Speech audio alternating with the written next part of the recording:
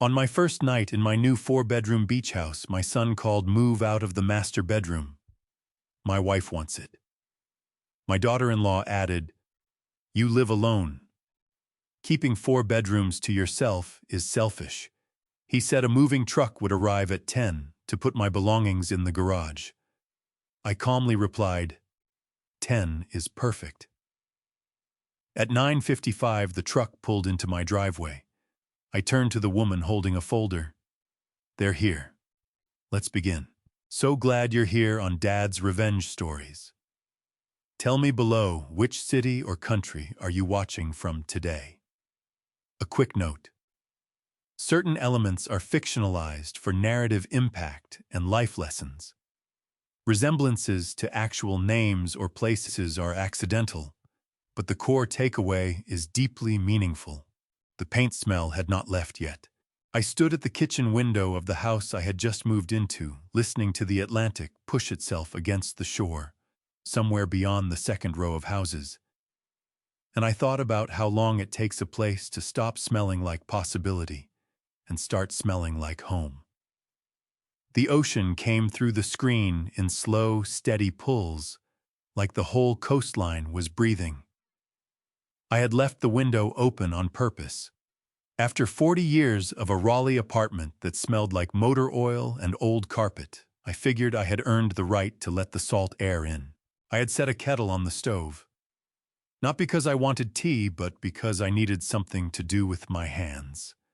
A man who has worked with them his whole life does not know what to do with stillness. The kitchen was small and clean, and mine the counters were bare, except for a box of Earl Grey and the two mugs I had unpacked first, before anything else, because my late mother always said that a kitchen without two mugs ready is a kitchen that has given up on company.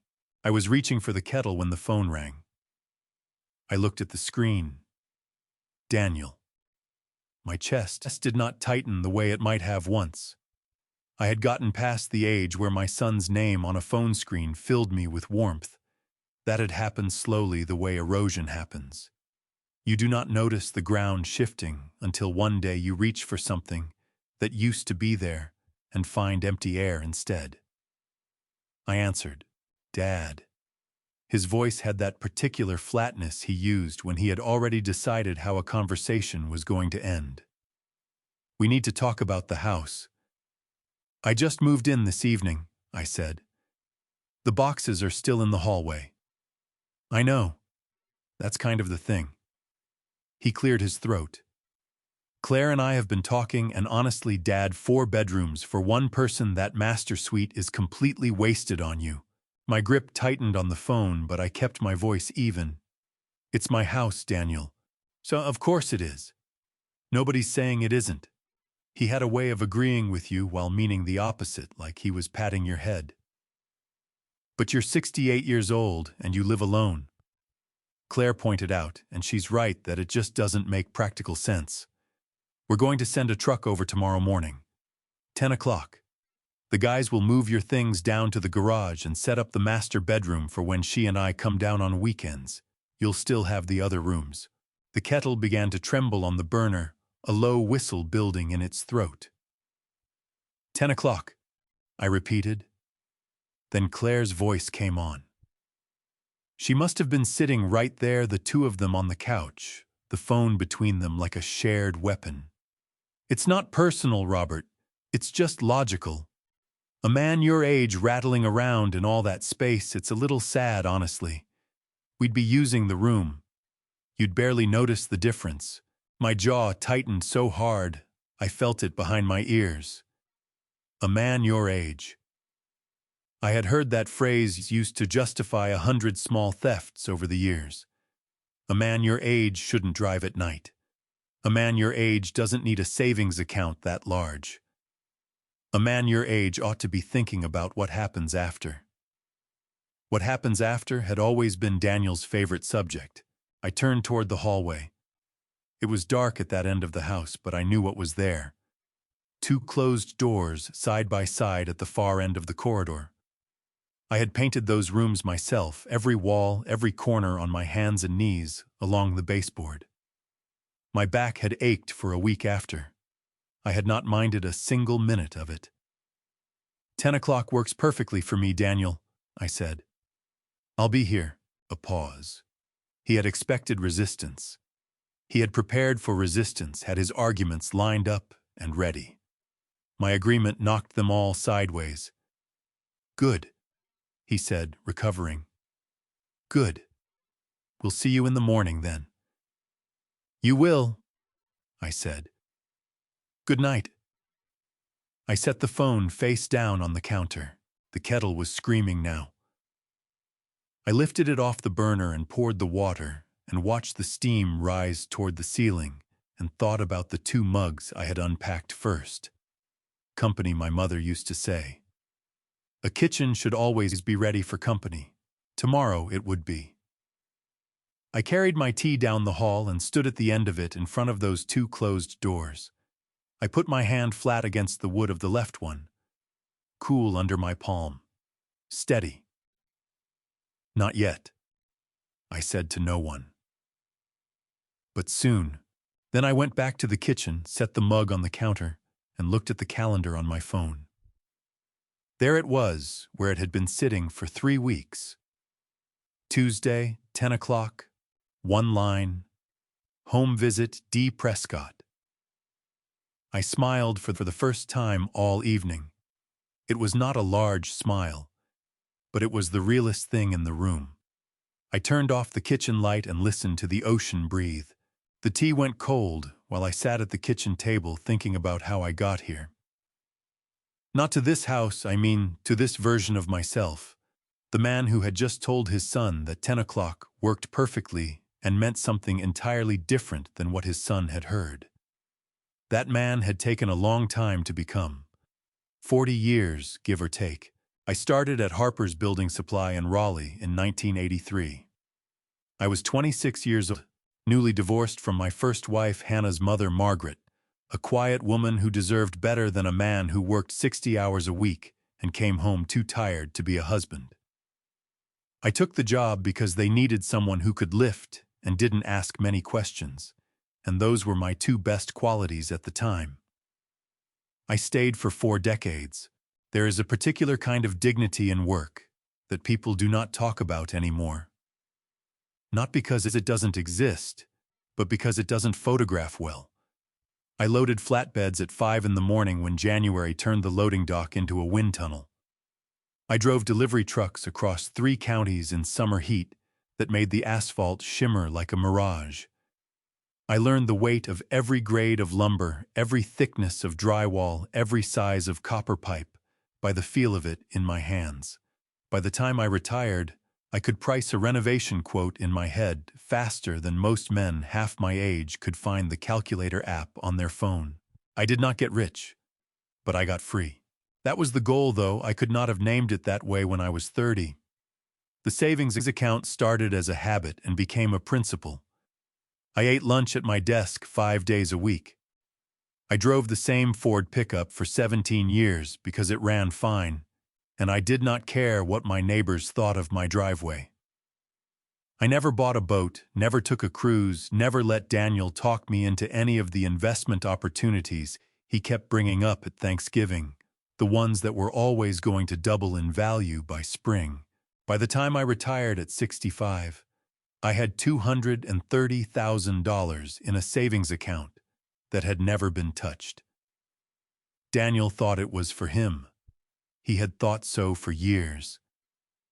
I could see it in the way he looked at me sometimes, calculating, measuring the way a man looks at a piece of land he has already decided is going to be his eventually.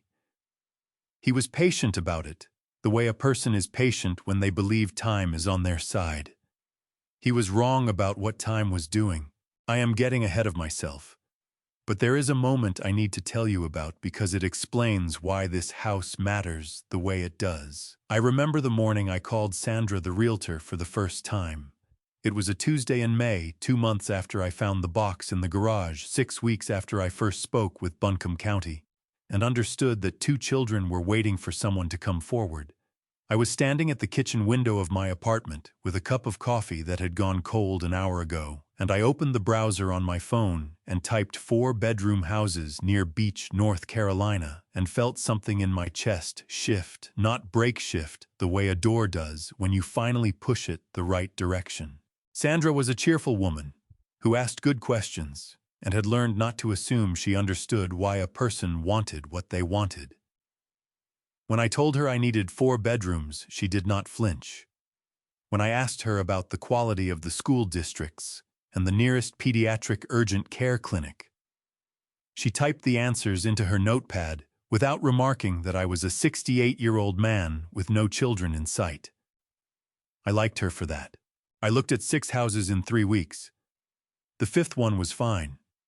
The 6th one was the one. It was not the biggest house on the block or the newest. The kitchen was smaller than I would have liked, and the back porch needed work. But it had 2 bedrooms at the end of the hall that caught the morning light in a way that made you want to put something good in them. And from the small window at the top of the stairs, if you leaned just slightly to the left, you could see the lighthouse out on the point, a white shape against the gray-blue horizon, blinking its patient rhythm against the dark. I stood at that window for a long time. Then I went downstairs and found Sandra in the kitchen writing measurements in her notepad. "I'll take it," I told her. She looked up. "Do you want to sleep on it? It's a significant purchase." "I've been sleeping on it for 40 years, I said. "I'm done sleeping." She laughed, which was the right response, and we shook hands right there on the linoleum floor. That was June. By the end of July, I had keys. By the end of August, I had moved in, painted 2 rooms at the end of the hall, in colors I had chosen carefully, and answered a phone call from my son that he thought ended with my surrender. He had no idea that the most important appointment of my life was already written in my calendar for the same morning he had just claimed for himself. He had no idea who would be sitting in my kitchen when his truck turned onto my street. And that was exactly the way I needed it. It was a Tuesday in March, and Daniel's garage smelled the way all garages smell when a man has too many things and not enough reason to let any of them go: motor oil, damp cardboard, the particular staleness of air that hasn't moved since last autumn. Daniel had called me the week before, voice easy and casual the way it gets when he wants something that sounds like a favor but isn't. "Dad, I need the garage cleared out before the weekend. Claire wants to put in a shelving unit, and I just don't have the time. You're retired. You've got the truck. Would you mind?" I did not mind. I had spent 40 years moving things for a living. An afternoon in my son's garage was nothing. Daniel left before I started.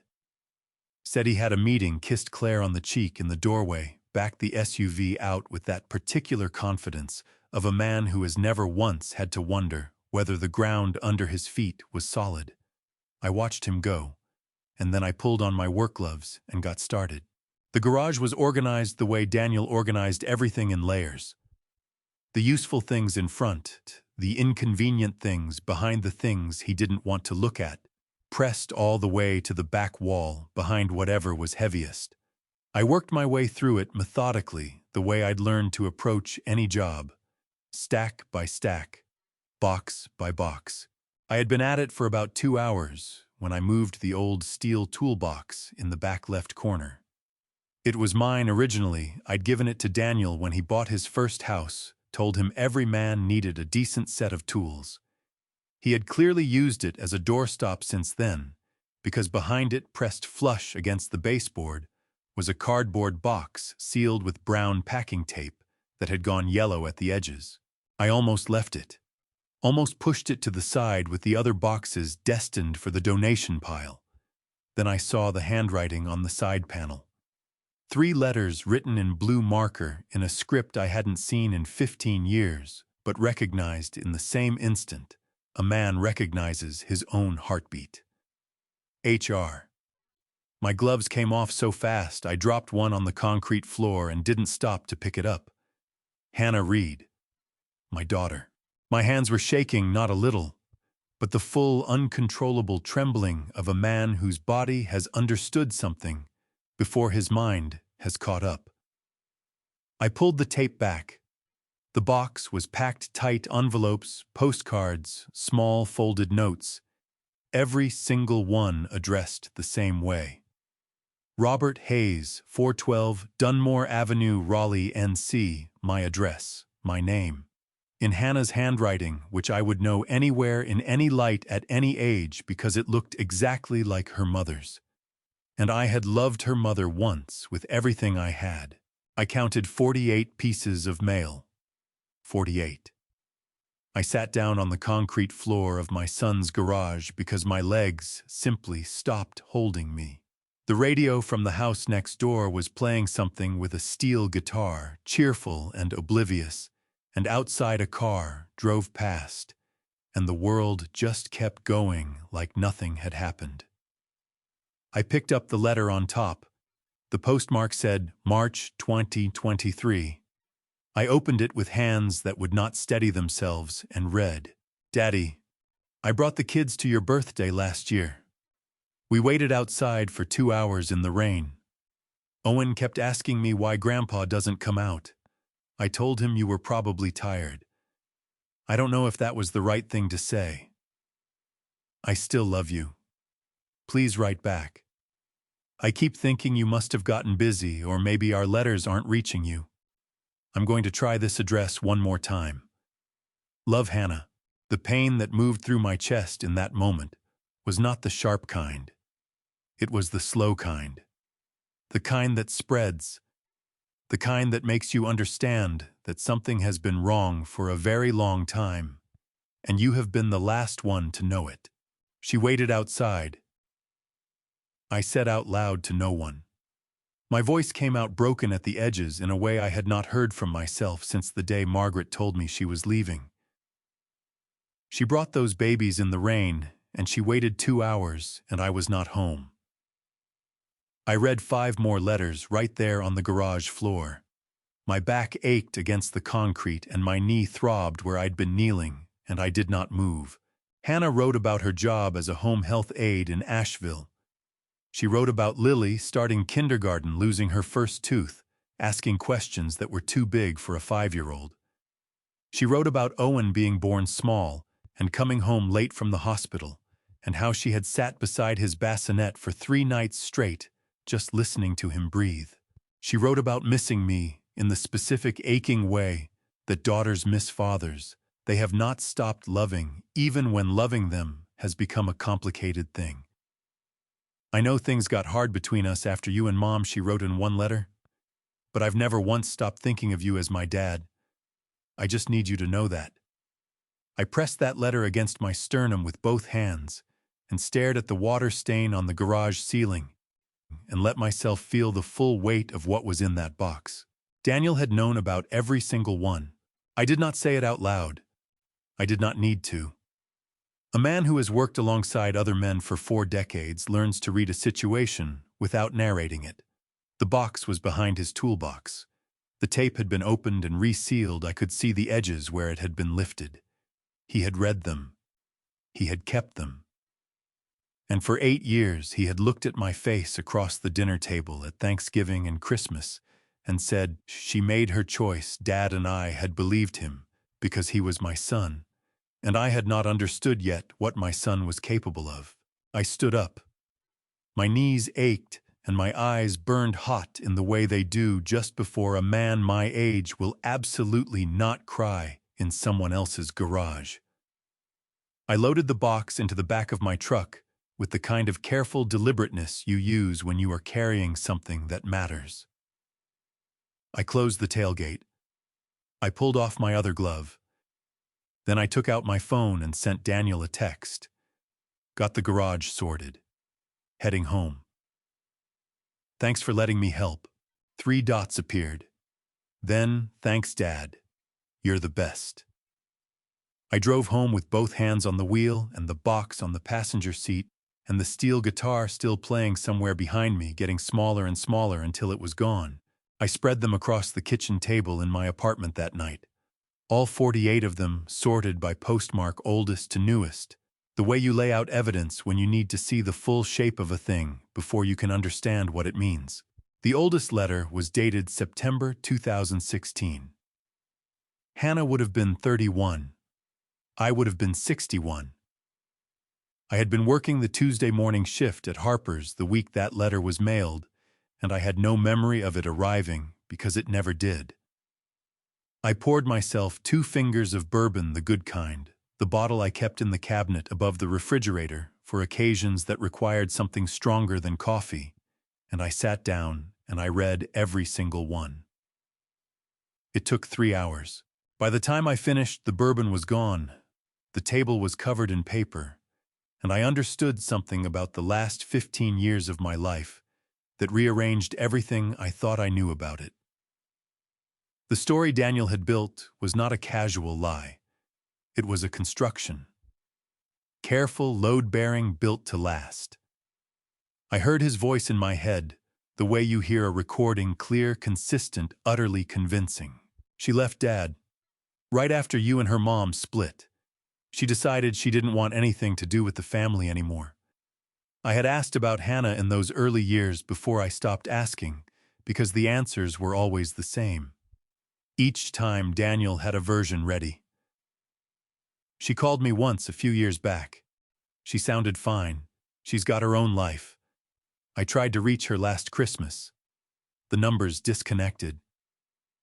You know how she was, Dad. Proud. She made her choice. She made her choice. I had heard that sentence so many times I had eventually stopped hearing it as a sentence and started hearing it as a fact. The kind of fact you stop questioning because it has been repeated so often it has calcified into something that feels like memory. I pressed my fists against my eyes until I saw white. The anger that moved through me was not the hot, explosive kind. It was the cold, clarifying kind. The kind that does not make a man want to break things. It makes him want to understand exactly what happened and exactly what to do about it. 9 years, I said to the empty kitchen. 9 years, Daniel. Hannah had written her first letter to me in September of 2016. She had written her last one. I knew now it was her last, though she had not known it when she wrote it in November of 2024. 9 years of trying. 9 years of letters and postcards and birthday cards I had never once received, folded up behind a steel toolbox in a garage in North Raleigh. I picked up the letter she'd written in the spring of 2019. Lily's handwriting was inside in the careful block letters of a 5-year-old who has been told to write something special. Dear Grandpa, I drew you a picture. Mama says you are tall. I made you tall. Love, Lily. There was a drawing on the back, a large figure with a circle for a head and lines for legs standing beside a smaller figure with curly hair. Tall Grandpa and little Lily labeled in Hannah's handwriting. My throat closed so hard it hurt. Lily had drawn me a picture at age 5. She had never met me. She had drawn me tall because her mama said I was tall. And her mama had mailed it to my address, first class. And Daniel had opened it, read it, and buried it in a box behind a toolbox, so I would never know. I stood up from the table because I could not sit anymore. My chest felt like something inside it was pulling in 2 directions at once. And the only thing that helped was moving. I walked to the window.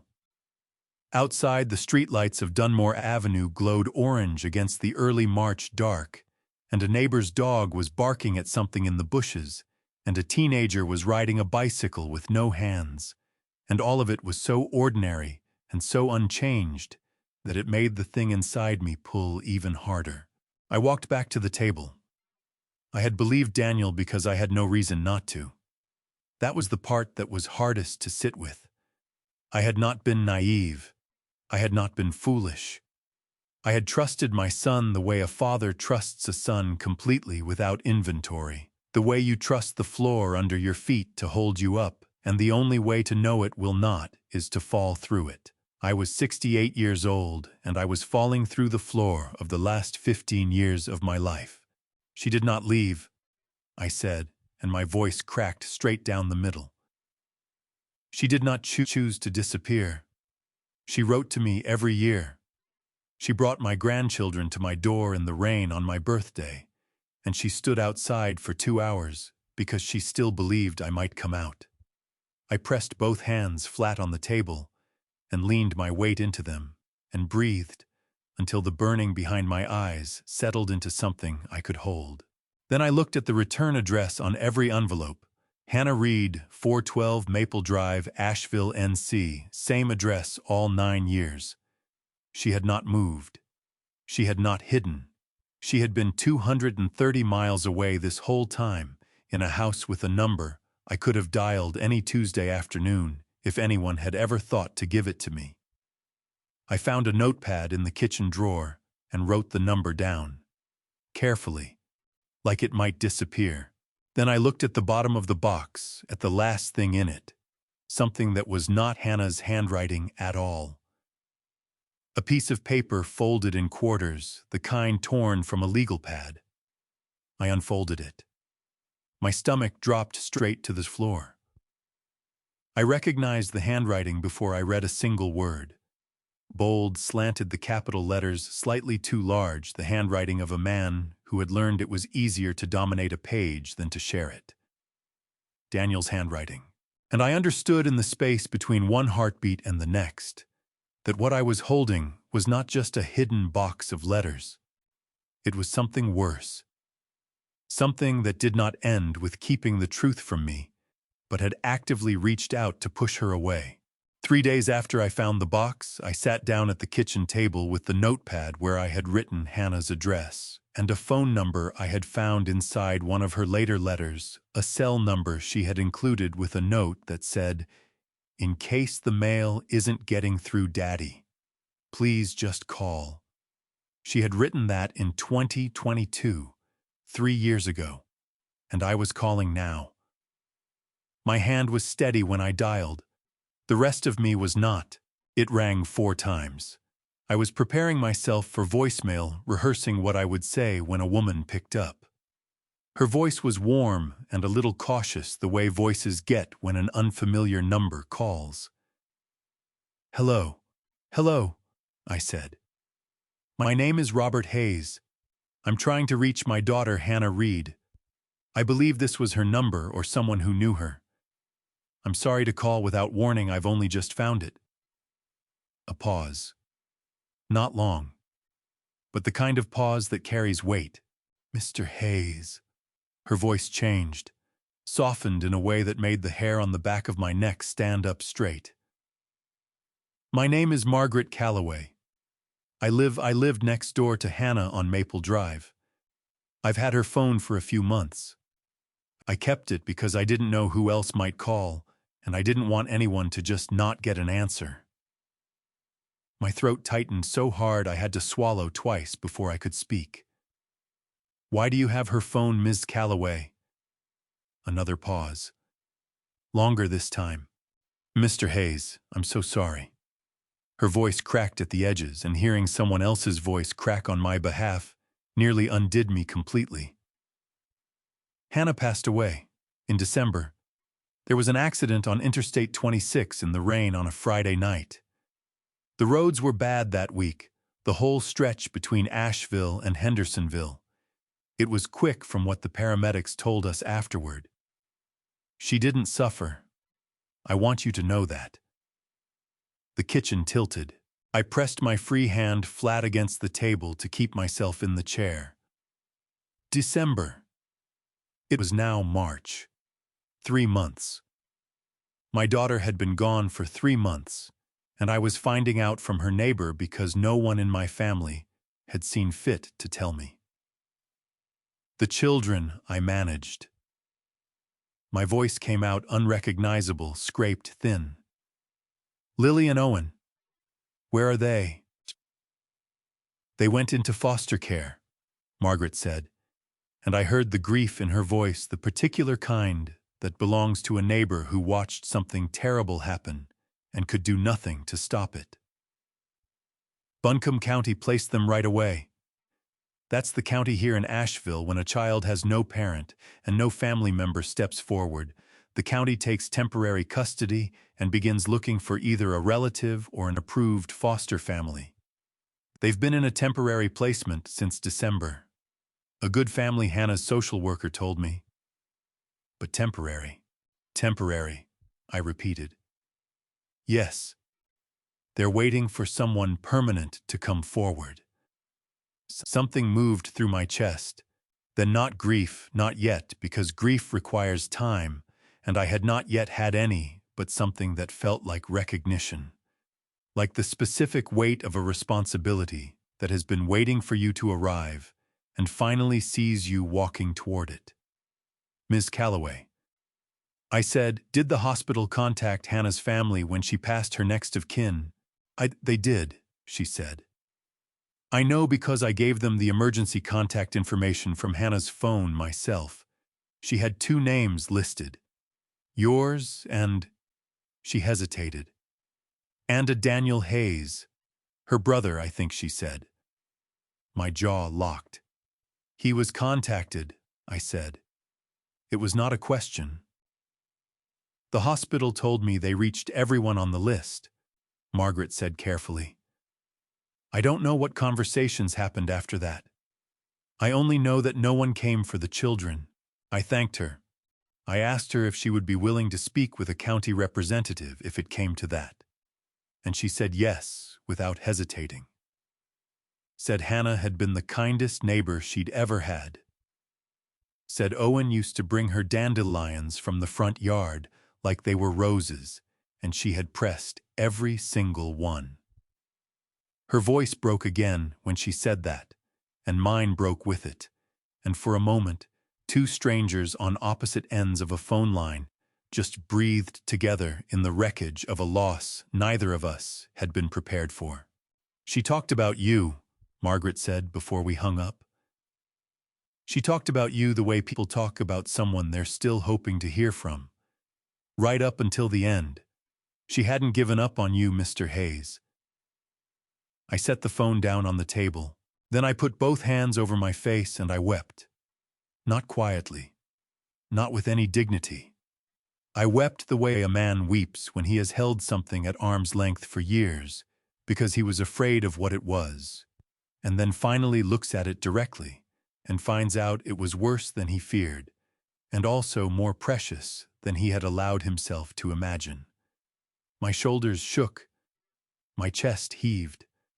The sound I made in that empty kitchen was the sound of 15 years of distance collapsing all at once. December. She had died in December. Owen had brought the neighbor dandelions like they were roses. Lily had drawn me tall because her mama said I was tall. And Daniel Hayes had received a phone call from a hospital in Asheville and had said no. Had driven to work or to dinner or wherever he had gone that day and had said no and had never once picked up the phone to tell his father. When I could breathe evenly again, I opened the notepad. I wrote 2 things beneath Hannah's address. Buncombe County Department of Social Services. And below that, I am a relative and I want to be considered. I did not know yet that those 10 words were the most important ones I would say in the next 6 months. But I was going to find out. I went back through the box the following week. I had left it on the kitchen counter, still sorted the way I had arranged it. That first night, oldest to newest 48 pieces of Hannah's life spread across my table like a map of everything I had missed. I had not been able to look at it for 4 days. Then, on a Sunday evening when the apartment was quiet, and the street outside was quiet, and there was nothing left to distract me from what I still had not finished, I sat back down. I needed to read them in order. All of them. From the very beginning to the very end. Not to punish myself. I had spent enough of my life doing things because I felt I deserved the pain of them, but because Hannah had written them in order one after the other, year after year, and the least I could do was read them the way she had written them, with patience, with attention, with the full weight of my presence, which was the one thing she had never been able to get from me while she was alive. It took 2 evenings. I learned things about my daughter, that I had no right to learn this way, secondhand, in retrospect, from letters that were never meant to be read posthumously. I learned that she had a laugh that her coworkers teased her about because it was too loud for the break room.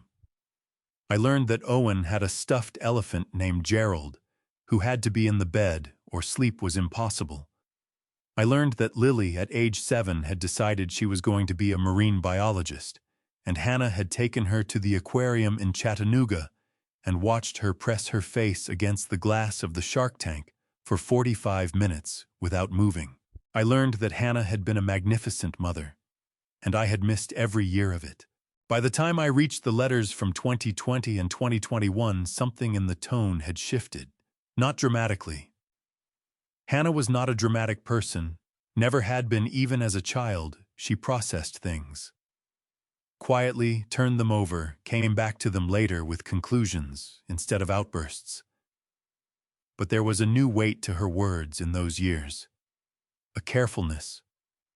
Like a person who has decided to step more lightly because the ground has proven untrustworthy. The last letter of 2020 was shorter than the others.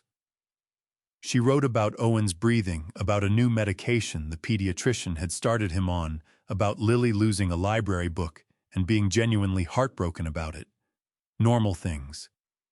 And then at the end, almost as an afterthought, I don't know if these letters are reaching you anymore, Daddy. Something feels different, but I'm going to keep sending them. I need you to know that I'm still here. I set that letter down and looked at the bottom of the box. There was one more thing in it, a piece of paper folded into quarters torn from a yellow legal pad. No envelope. No stamp. No address.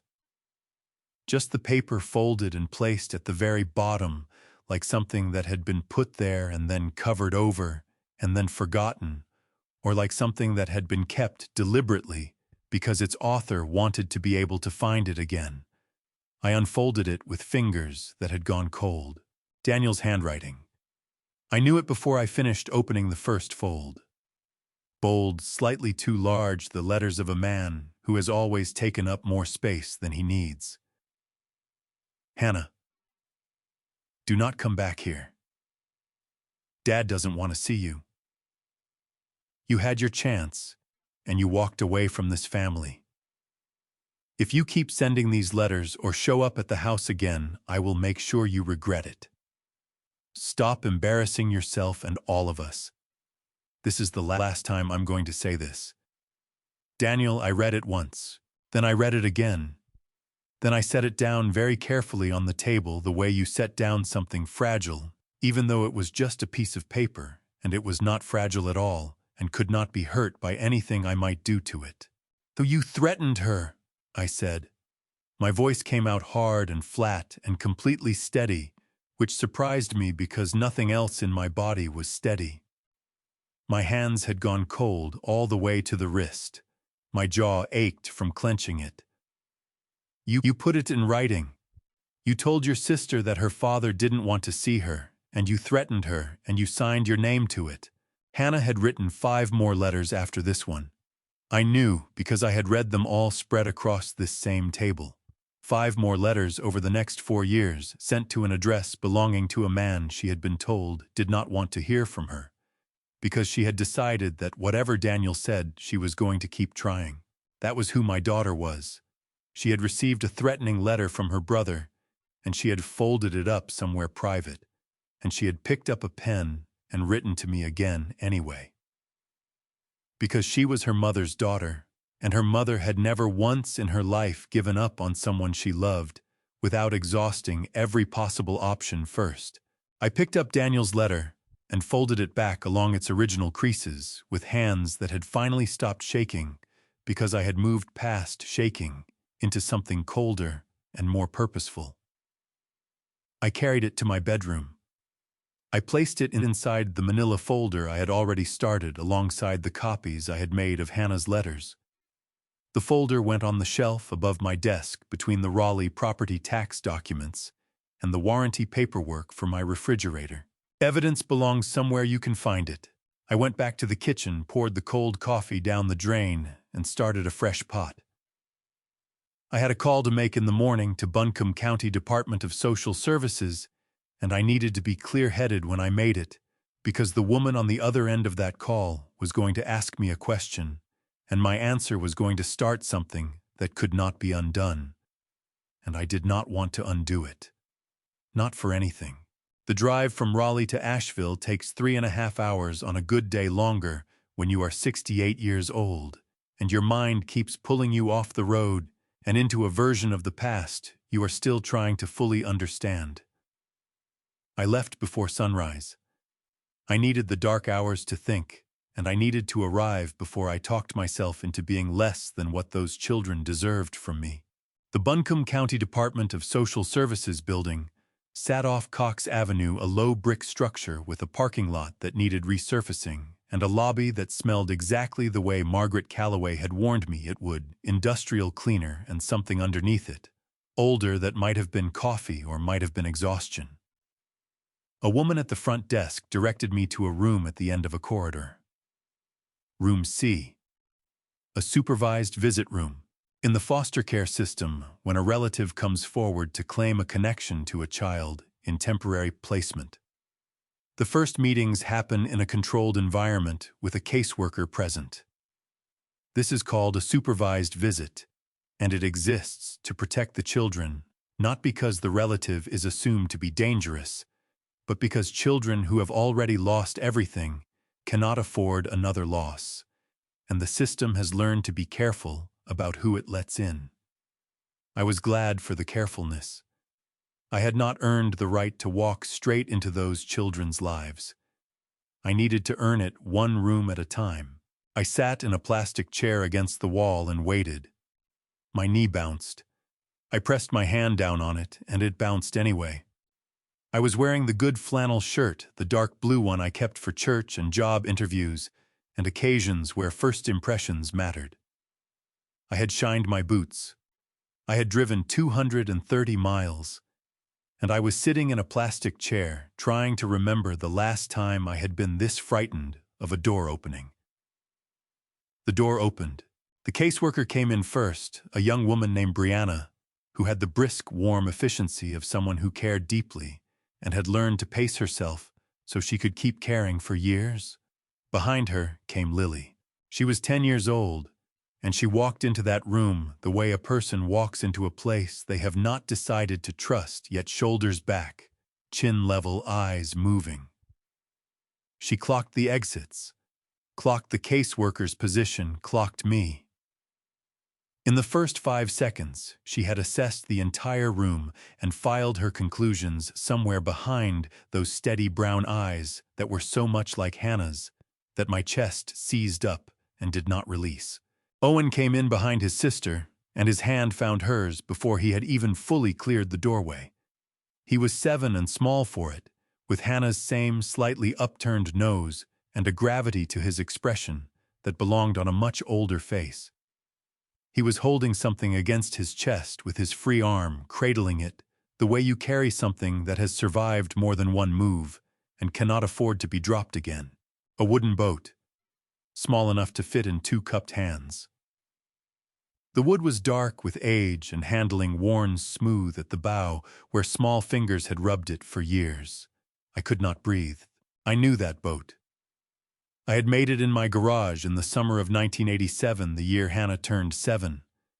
I had used a piece of walnut scrap from a job site and a set of carving tools I'd bought at a flea market, and I had worked on it for 3 evenings while Hannah sat on the workbench and talked to me about whatever 7-year-olds talk about, which is everything and nothing and all of it important.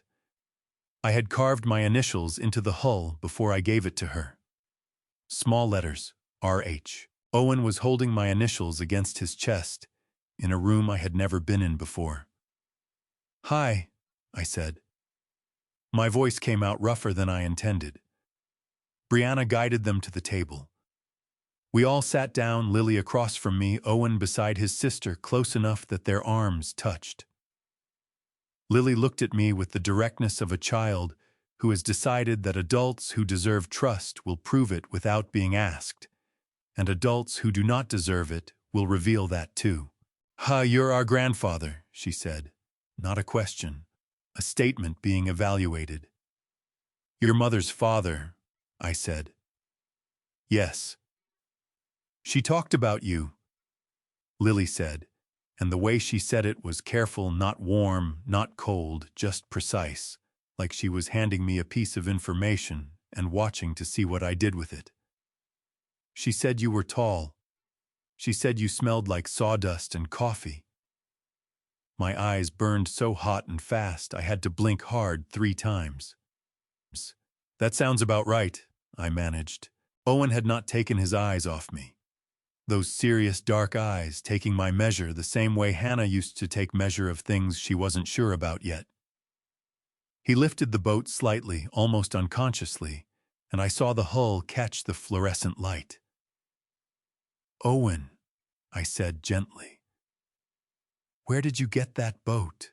He looked down at it, then back up at me. Mama gave it to us. She said her daddy made it when she was little. He ran his thumb along the carved letters.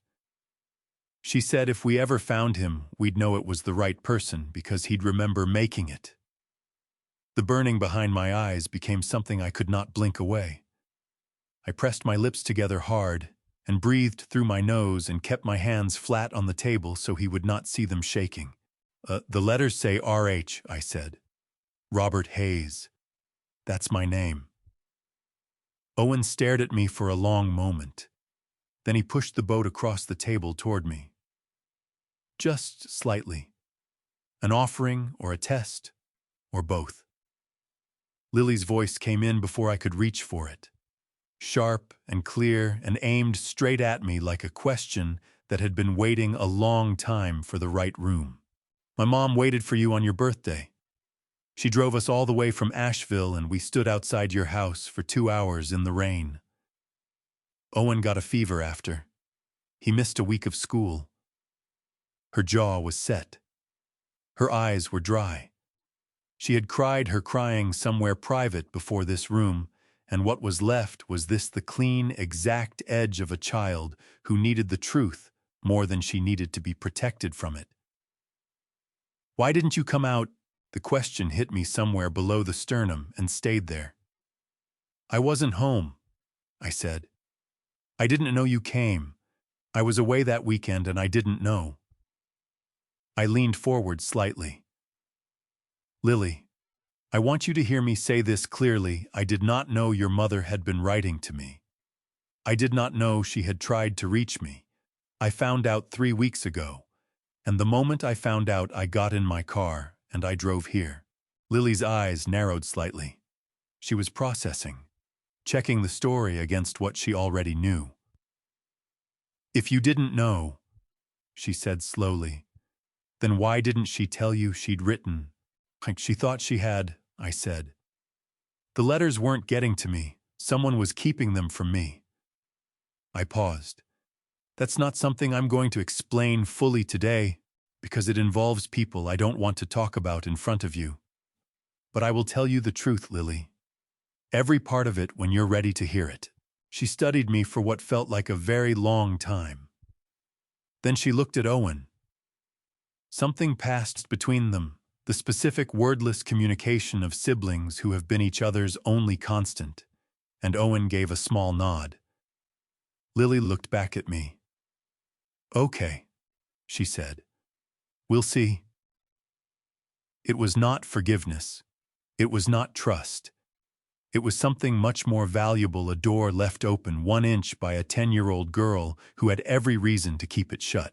Owen picked up the boat and held it out to me properly, this time both hands the way you hand something important to someone you have decided might be worth it. I took it with hands that were absolutely shaking now, and I did not try to hide it. I drove home from Asheville that evening with the windows down and the radio off and Owen's wooden boat on the passenger seat beside my notepad, because I could not make myself put it in the glove box. Some things need to stay where you can see them. The mountains were purple in the late light, and the highway curved through them in long, patient bends. And I drove those bends and thought about a 10-year-old girl who had sat across a table from me and said, "We'll see," with the composure of someone twice her age. I thought about a 7-year-old boy who had pressed his grandfather's initials against his chest for however many months since December, carrying something his mother had told him to carry until he found the right person. Hannah had prepared them for me. Even when she could not know whether I would ever come, she had kept my name alive in that house. She had given Owen the boat and told him the story of it. She had let Lily know that I was tall and that I smelled like sawdust and coffee.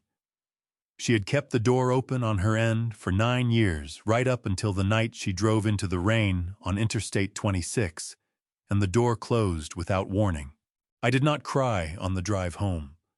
I had used up what I had in Brianna's parking lot, sitting in my truck for 20 minutes before I could see well enough to drive.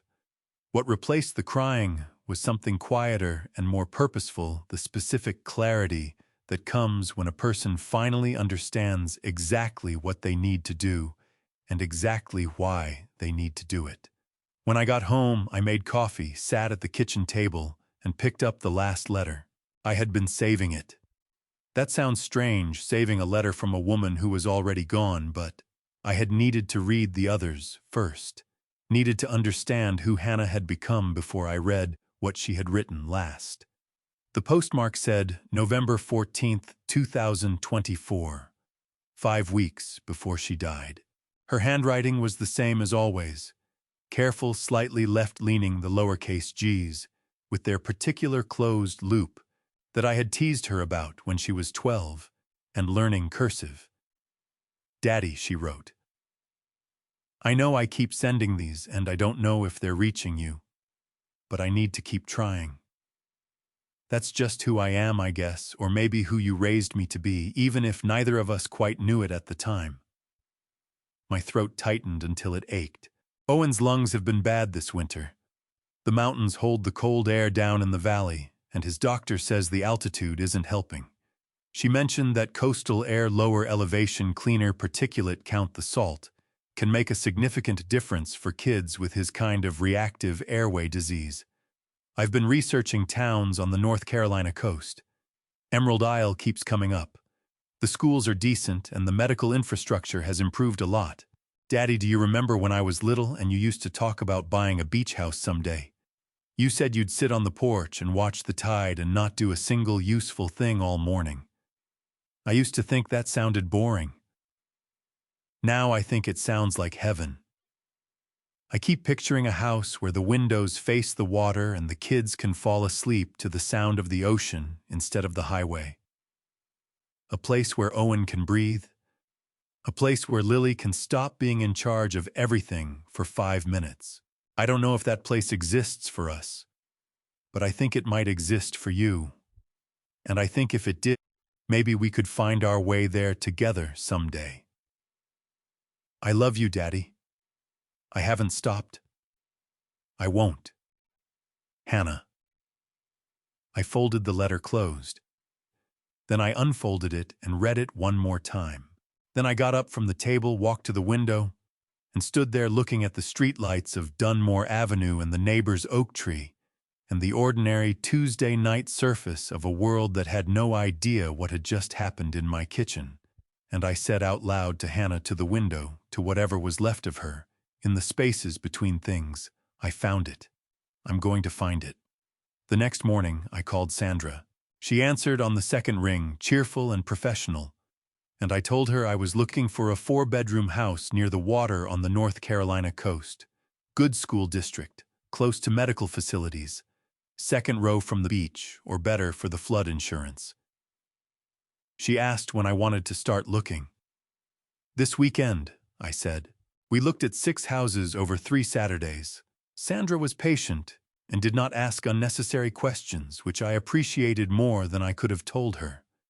The 5th house was almost right.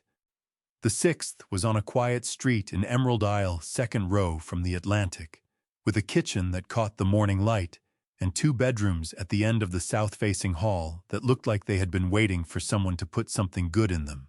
I went upstairs. There was a small window on the landing, and if you stood at it and leaned left, you could see the lighthouse on the point, white against the gray October sky, blinking its patient, reliable rhythm across the water. I stood at that window until Sandra called up from the kitchen. "Mr. Hayes, did you want to see the second bathroom?" "Sandra." I called back. "What's the asking price?" she told me. "I'll offer full ask," I said. "Today." A pause. Then her voice careful and warm. "Are you sure you don't want to sleep on it?" I thought about Hannah's letter on my kitchen table. I thought about Owen's boat on my passenger seat. I thought about Lily saying we'll see with that 1-inch open door. "I stopped waiting for the right moment 15 years ago," I said. "This is the right house." Before I tell you what Diane said to me that afternoon in her office, the thing that made my blood run cold and confirmed every suspicion I had been trying not to have about my own son, drop a "stay" in the comments right now, so I know you're still with me. Because what comes next is the part I never saw coming, even after everything I had already found in that garage. This story contains some fictional elements woven in for storytelling purposes. If that's not what you're here for, no hard feelings, you can step away now. But if you're staying, I promise you, the next part is worth it. Diane Prescott had an office that suited her small, organized nothing on the desk that did not need to be there. A framed photograph of a coastline on the wall, a stack of manila folders color-coded along the edges, a coffee maker on the filing cabinet that looked like it had been running since before I was born.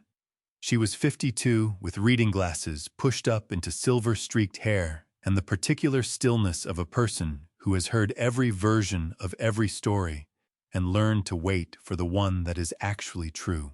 I had met with her 3 times before this afternoon.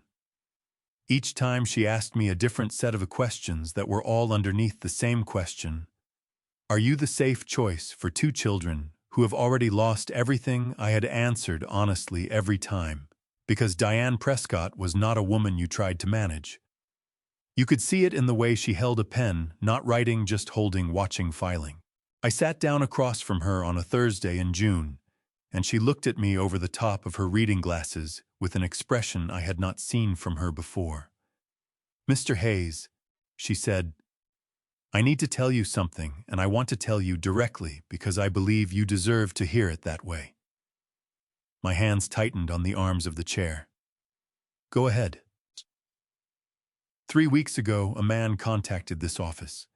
He identified himself as Daniel Hayes, your son. He said he was reaching out because he was concerned about your fitness to care for 2 young children. She opened the folder in front of her and read from her notes without looking up.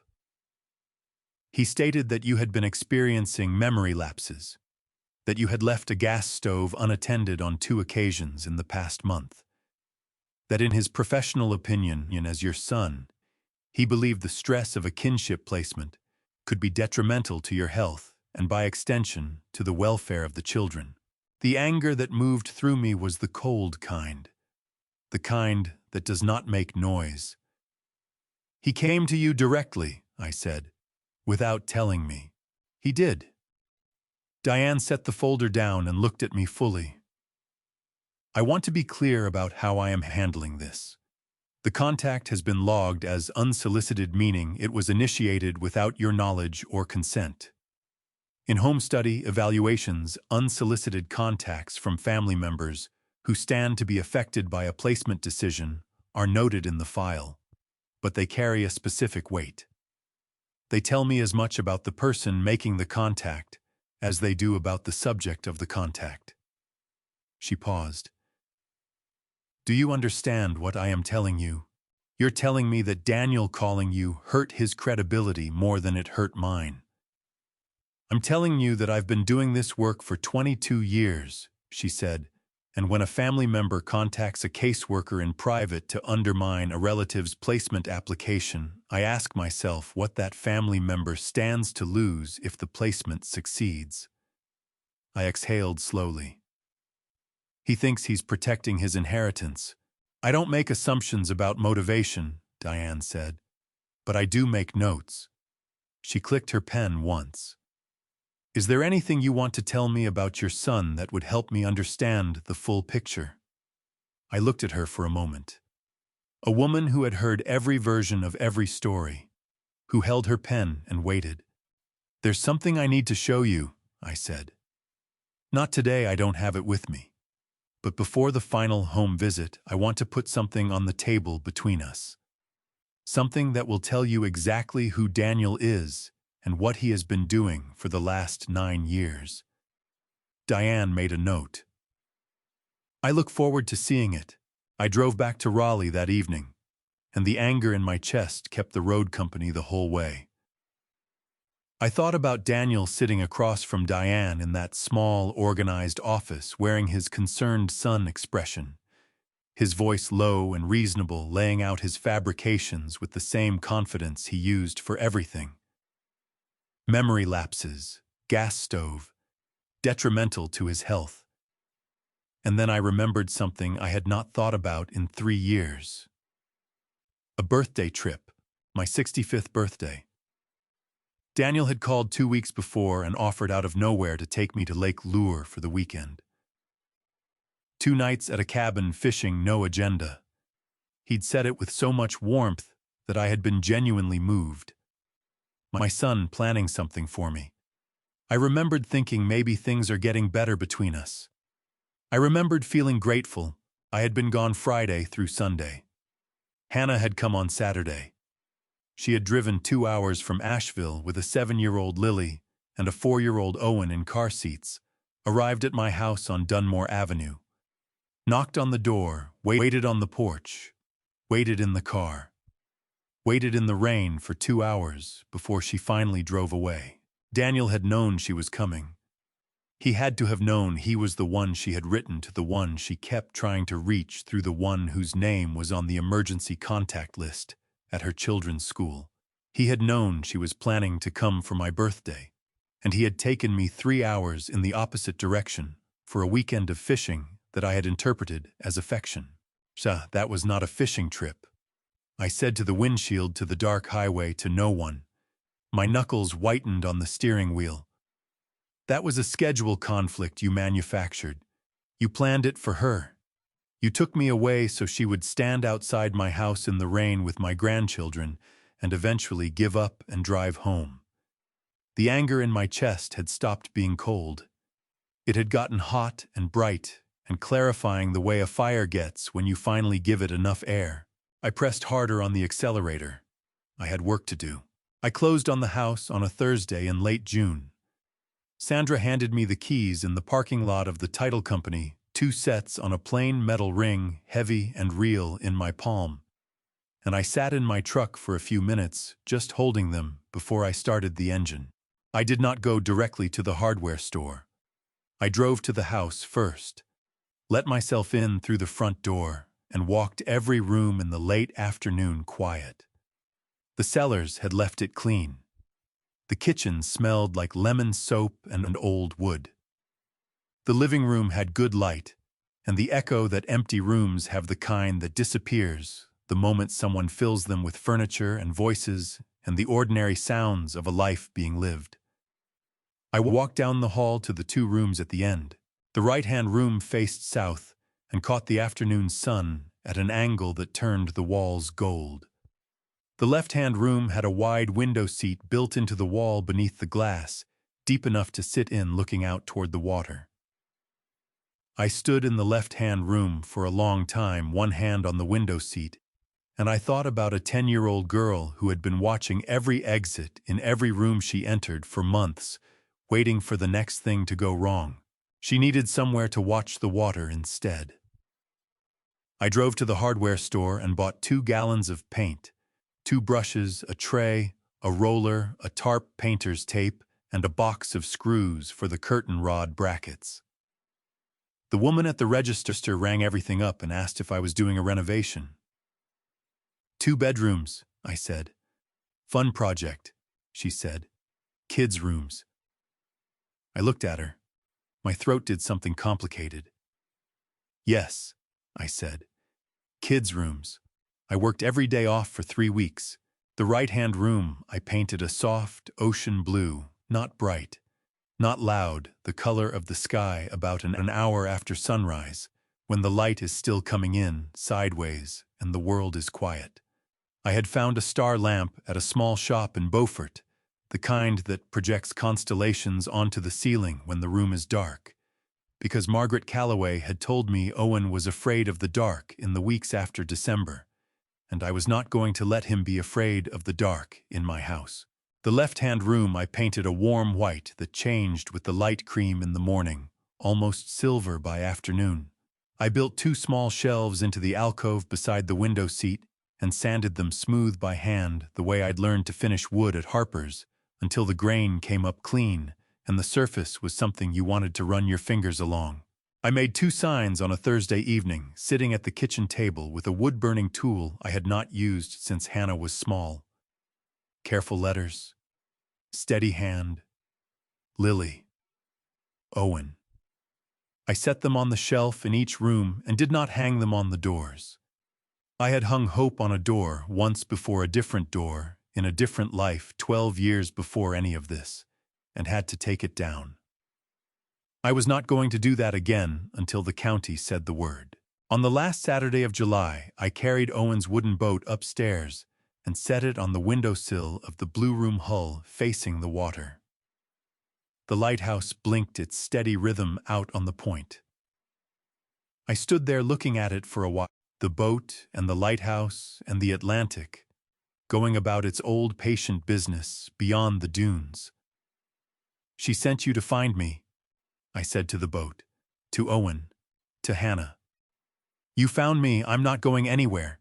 Then I went downstairs, poured myself a glass of water, and sat at the kitchen table with the folder I had been building since March. Inside copies of all 48 letters organized by year. Daniel's letter to Hannah in its own clear sleeve. The documentation from Buncombe County confirming that Daniel Hayes had been contacted by Riverside Medical Center in December regarding Hannah Reed, and that no response had been received. Margaret Calloway's contact information. My own written account of finding the box in Daniel's garage. Evidence belongs somewhere organized. And then there was the other thing. The thing I had only understood fully on the drive back from Diane's office that June afternoon. 6 months before I found the box, Daniel had come to me with a story about a car loan. $8,000, he'd said. Just a loan. Down payment, he'd said. Claire needed it for work. I had given him the money without thinking twice. That was what fathers did, I had always believed. You helped when you could, but that $8,000 had a different history that I had not known about when I handed it over. I had been putting money aside that year quietly, a little at a time, because I had begun to feel in the way you feel things without evidence when you have lived long enough that something about Hannah's disappearance was not the story I had been told. I had been saving to hire someone to look for her. A private investigator. I had almost called one twice. Daniel had come for the money before I called. The SUV in his garage was black and polished and had cost just under $40,000. His portion of the down payment had been $8,000. His wife's work commute, he had explained, required something reliable. I looked at that SUV every time I pulled into his driveway. I looked at it, and I thought about what $8,000 might have found if it had gone where I had meant to send it. I put the folder on the shelf above my desk, between the property tax documents and the warranty for the refrigerator, and I went to bed in a house that smelled like fresh paint and ocean air and the particular possibility of a thing not yet finished. 2 rooms at the end of the hall. Both doors open. Both waiting. There was one more meeting with Diane before the final home visit, and I had been turning it over in my mind for 3 weeks. What to say? How much to say? Whether the saying of it would help, or whether it would open something that could not be managed once it was open. By the time I sat down across from her on a Tuesday afternoon in late July, I had stopped turning it over. I had made my decision the way I make most decisions, by recognizing that the only alternative was worse. I had brought the folder. I set it on the desk between us and kept my hand on top of it for a moment. The way you keep your hand on a door before you open it into a room you are not certain about. Then I opened it. Diane, I said, I want you to have the complete picture before you come to the house. Not just the picture of who I am, the picture of who might walk through my door while you're standing in my living room.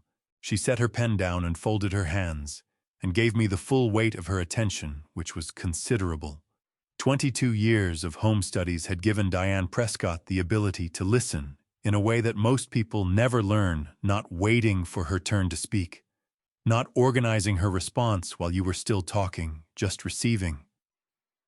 It was one of the most valuable things I had encountered in another person in a long time. Start at the beginning, she said. So I did. I walked her through all of it. The box in Daniel's garage, the 48 letters, the postmarks spanning 9 years. The way Hannah had written to me through all of it, through Lily starting school, through Owen's diagnosis, through the birthday visit in the rain, through Daniel's threatening letter, through 5 more letters after that threatening one, because Hannah Reed was not a woman who gave up on the people she loved. I took out Daniel's letter, the one on yellow legal pad paper, the one I'd been carrying in a clear sleeve at the bottom of the folder since March, and I placed it in front of Diane. She read it. Her expression did not change, but her jaw tightened by a fraction, which on Diane's face was the equivalent of someone else slamming a fist on a table. "This is your son's handwriting," she said. "Yes." "And you have documentation confirming that—" "I have 39 years of birthday cards, Christmas notes and grocery lists in that same handwriting," I said. "But yes, if it needs to be formally verified, I have samples." Diane picked up her pen and wrote something. "Walk me through the timeline once more. When was this letter sent relative to Hannah's last correspondence with you?" "She received it in early 2020 based on where it was positioned in the box. She wrote 5 more letters to me after that. The last one is postmarked November 14th, 2024. My voice held steady. I had practiced keeping it steady. "She died 5 weeks after she wrote it." Diane set the pen down again. Her eyes met mine directly. "Mr. Hayes, I have to ask you something, and I want you to answer it as plainly as you answered everything else." "Go ahead." "Chikiwa, why are you telling me this now at this stage rather than at our first meeting?" I had expected the question. "Because at the first meeting, I was a stranger asking you to trust me with 2 children.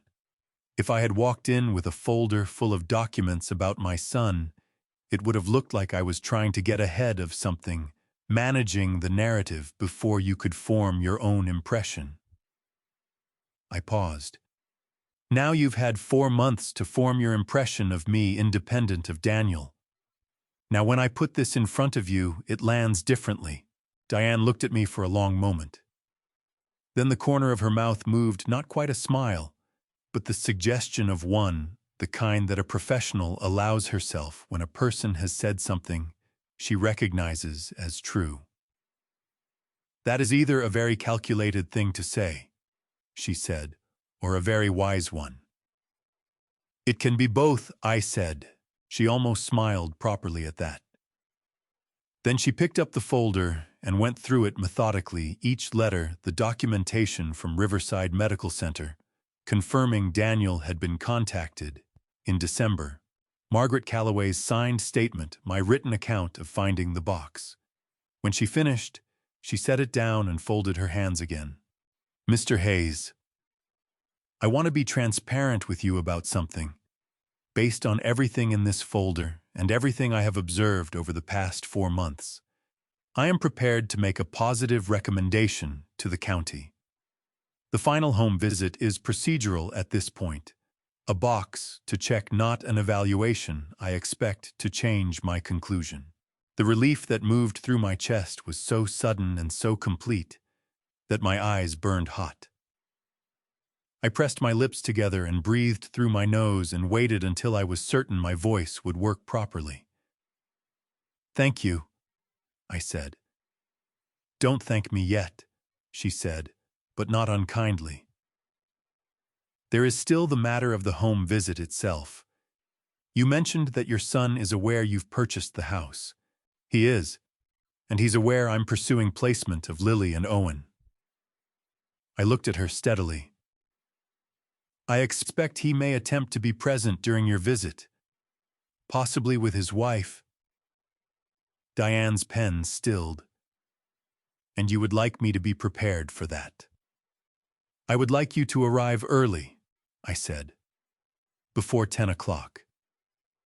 She studied me with those 22 years of home studies behind her eyes. "You're expecting them at 10. My son told me he would send a moving truck at 10, I said. "He believes he is coming to relocate my belongings to the garage so his wife can have the master bedroom." A pause. Diane's expression did not flicker. "And what are you expecting to happen when the truck arrives and finds me already in the house?" "I am expecting the truth to be visible in a way that cannot be undone afterward," I said. No private conversations, no managed narratives, just what actually happens in front of a witness whose entire job is to see clearly and write it down." Diane looked at me for what felt like a very long time. Outside her window, a mockingbird was going through its entire repertoire in the parking lot oak tree, cycling through cardinal wren blue jay back to cardinal again. "I'll arrive at 9:45, she said. I drove home with the windows down and my hand resting loose on the wheel, and the mockingbird's song still going in my head, cycling through all its borrowed voices, and I thought, that is exactly what Daniel has been doing for 15 years.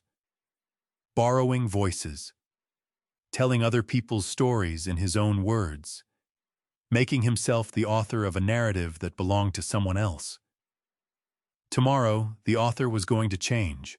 I was awake before 5 on the morning of the visit.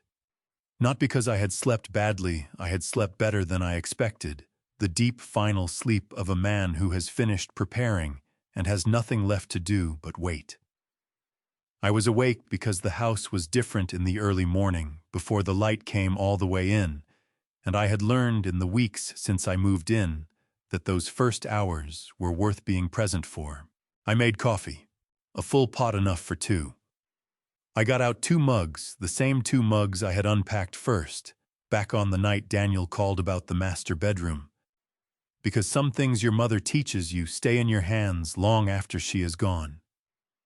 I set them on the counter beside the coffee maker and looked at them for a moment and thought about all the mornings that had led to this one. At 9 o'clock, I walked down the hall and stood before the 2 rooms.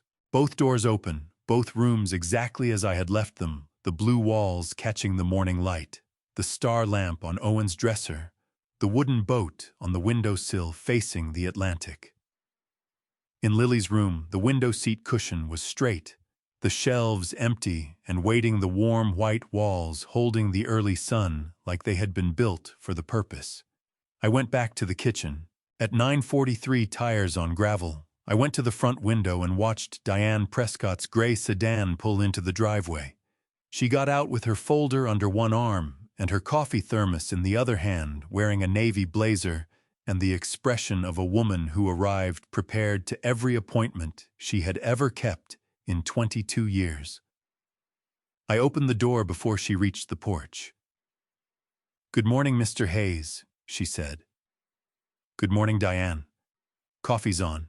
She came in, and I poured her a mug, and she accepted it without ceremony.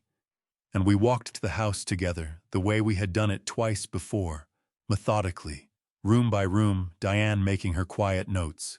She checked the smoke detectors in the hallway, ran the hot water tap in the bathroom, to confirm the temperature was below 120 degrees, examined the cabinet under the kitchen sink, where I kept the cleaning supplies, all of which were behind a child safety latch. She noted the stair railing and its soundness. She noted the deadbolt on the back door, When we reached the end of the hall, she stopped. She stood in front of the two open doors for a long moment. She looked at the sign on the right-hand door, Owen letters burned carefully into pale wood. She looked at the crayon drawing taped below it, the one Owen had made me during our third supervised visit, a house with 4 windows and 2 small figures out front, and a very tall man standing in the doorway with a crooked line for a smile. She looked at the star lamp, at the wooden boat on the windowsill. She did not say anything. She wrote something in her folder instead, something longer than her usual notes, and I did not try to read it. We were standing in the living room with our coffee going cold in the 2 mugs. When I heard it, the low diesel rumble of something much larger than a passenger vehicle coming down the residential street outside. The sound was wrong for the neighborhood. Too heavy, too deliberate. My stomach did not drop. My hands did not shake. I had been ready for this sound for 3 weeks. I set my mug on the windowsill and went to look. The truck was white with dark green lettering along the side panel, Coastal Moving and Storage, and below that, a phone number I recognized from the Google search I had done the week Daniel made his announcement. 2 men were visible in the cab. Behind the truck, close enough to be part of the same convoy, came Daniel's black SUV. They were 4 minutes early. My family is always early when they think they're taking something, I said. Diane moved. She did it without being asked. Set her mug down, picked up her folder and walked to the far side of the living room, to the bookshelf in the corner that gave her a clear line of sight to the front door and the mouth of the hallway. She opened the folder to a fresh page, uncapped her pen. I prefer to observe, unless a child is in danger, she said. There are no children in the house this morning. No, I said. There aren't. Footsteps on the porch. Then the particular sound of a key being tried in a lock, the small, precise scrape of metal against metal followed by resistance. Then again. Then a third time, with more force, the way a person tries a key when they are certain the key is right and cannot understand why the door is not cooperating. I crossed the living room. I put my hand on the deadbolt, the new one, the one I had installed the week I moved in, the one that did not match any key Daniel had ever been given, because I had never given Daniel a key to this house, or any intention of doing so. I turned the deadbolt and opened the door. Daniel stood on the porch with a key in his hand and an expression on his face that I had not seen from him before, the expression of a man who has arrived somewhere certain and found the landscape rearranged. Behind him, Claire was already looking past both of us toward the hallway, her phone in one hand and the particular bright energy of a person who believes the morning is already won. Behind Claire came 2 men in matching dark green polo shirts, hand trucks folded under their arms, a stack of flattened moving boxes between them. Daniel's jaw tightened when he saw my face. He looked at the key in his hand. He looked at the door. He looked back at me. "Good morning, Daniel," I said. My voice came out level and unhurried the way it does when you have had a long time to practice the tone. "I changed the locks the week I moved in. Come in." I stepped back and held the door open. Daniel walked into my house. Claire was already 3 steps ahead of him, her eyes moving fast around the room, the furniture I had chosen, the art I had hung, the 2 mugs on the counter, and the woman standing very still by the bookshelf with a folder open to a fresh page and a pen in her hand. Claire's gaze passed over Diane, the way it passed over everything that was not the hallway, quickly, without registering, already decided about what mattered and what did not. She moved toward the hallway, and I watched her go, and I did not stop her because everything that was going to happen next was already in motion, and all I had to do was let it arrive. Claire did not look at me when she walked past. She looked at the hallway, at the width of it, at the length of it, at the 2 closed doors at the far end. The way a person looks at real estate, they have already decided belongs to them and are now evaluating for renovation potential. Her phone was in her hand, and her thumb was moving across the screen, and I heard the small chime of a social media notification going out. She had been posting, since the car, I would learn later, a live stream of the drive down that her followers had been watching in real time. She had told them she was setting up a beach house. She had shown them the sunrise over the highway and the moving truck ahead of them, and her own face bright and certain, captioned with something about finally getting what your family deserves. She had 400 viewers by the time she walked through my front door. Daniel came in behind her, and he did something that hit me harder than I expected. He went straight to the armchair in the corner of the living room. My armchair, the one I had bought at an estate sale in Morehead City, because the leather was the right color and the seat was the right depth for a man whose lower back had been complaining since his early 50s. He sat down in it, not perched on the edge the way you sit in someone else's furniture. Settled. The way you sit in a chair you have decided is yours. He picked up the remote control from the side table, out of pure habit, without thinking. The way you pick up a remote in your own living room when you have sat in that chair 100 times. My jaw tightened so hard, I felt it behind my molars. But I kept my position near the window, and I kept my hands loose at my sides, and I let Daniel sit in my chair and hold my remote. And I did not say a word, because the morning had not yet arrived, at the part where words were mine to use. The two movers came in behind Daniel. Hand trucks unfolded the stack of flattened boxes between them.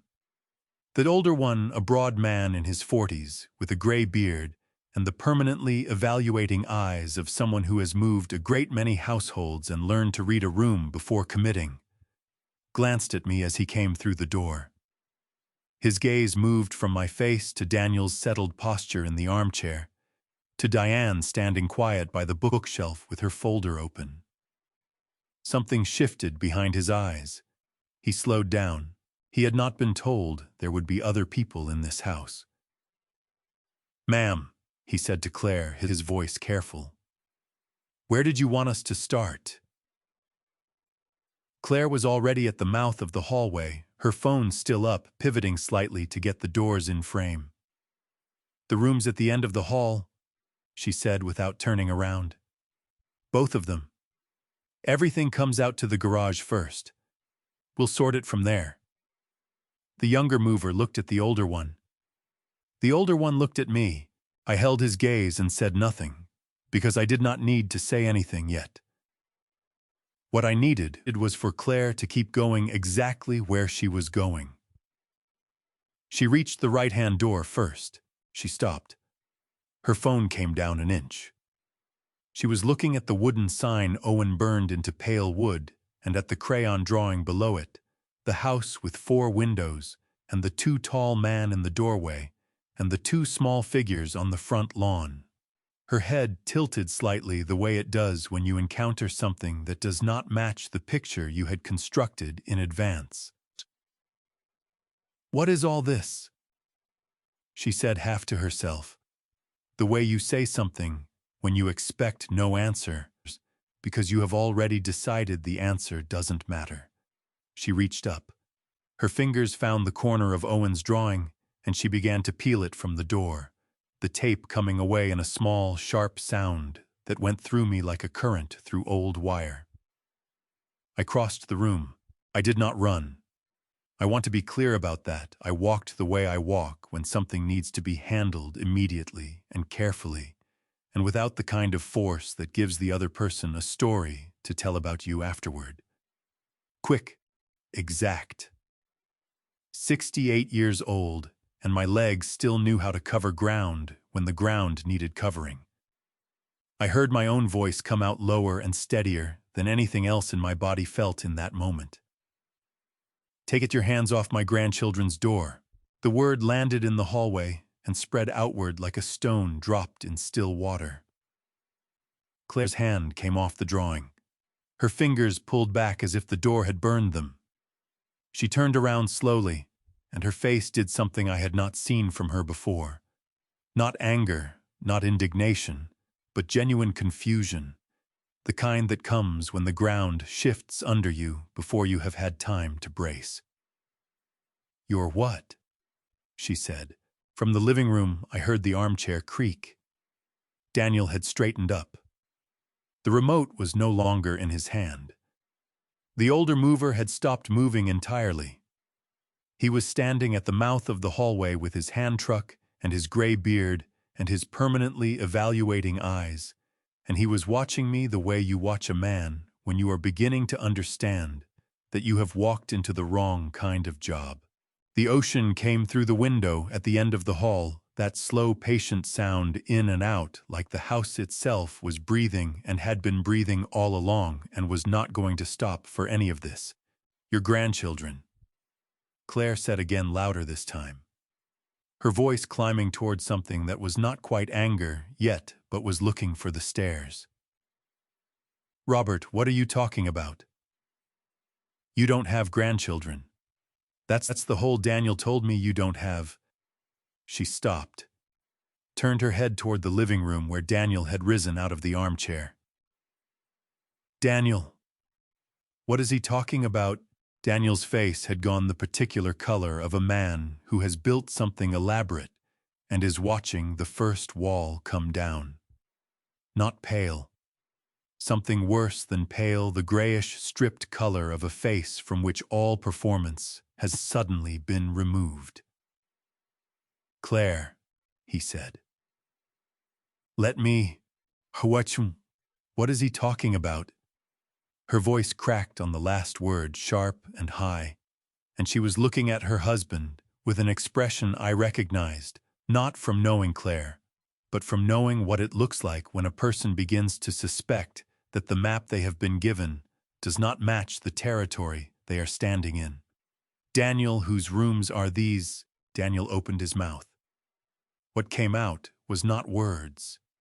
It was the beginning of words, the shape of words, the posture of explanation, and then nothing, because there was no version of an explanation that worked in this hallway, in this light, in front of these witnesses, and some part of Daniel's mind, the part that had always been very good at calculating odds, had recognized that before his mouth had finished opening. I looked at my son, standing in my living room, with the remote control now on the side table where he had set it down without thinking, and I felt something move through me that was not triumph, and was not satisfaction, and was not grief exactly, though it had elements of all three.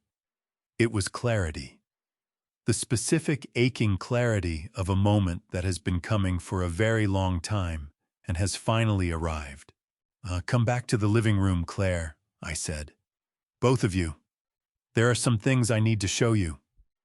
I led them back to the living room, because the hallway was not the right place for what came next. The hallway was narrow and the doors were there, and I did not want what I was about to say spoken in earshot of those signs. Those rooms, that drawing that Claire had almost taken down with her bare hands 45 seconds ago.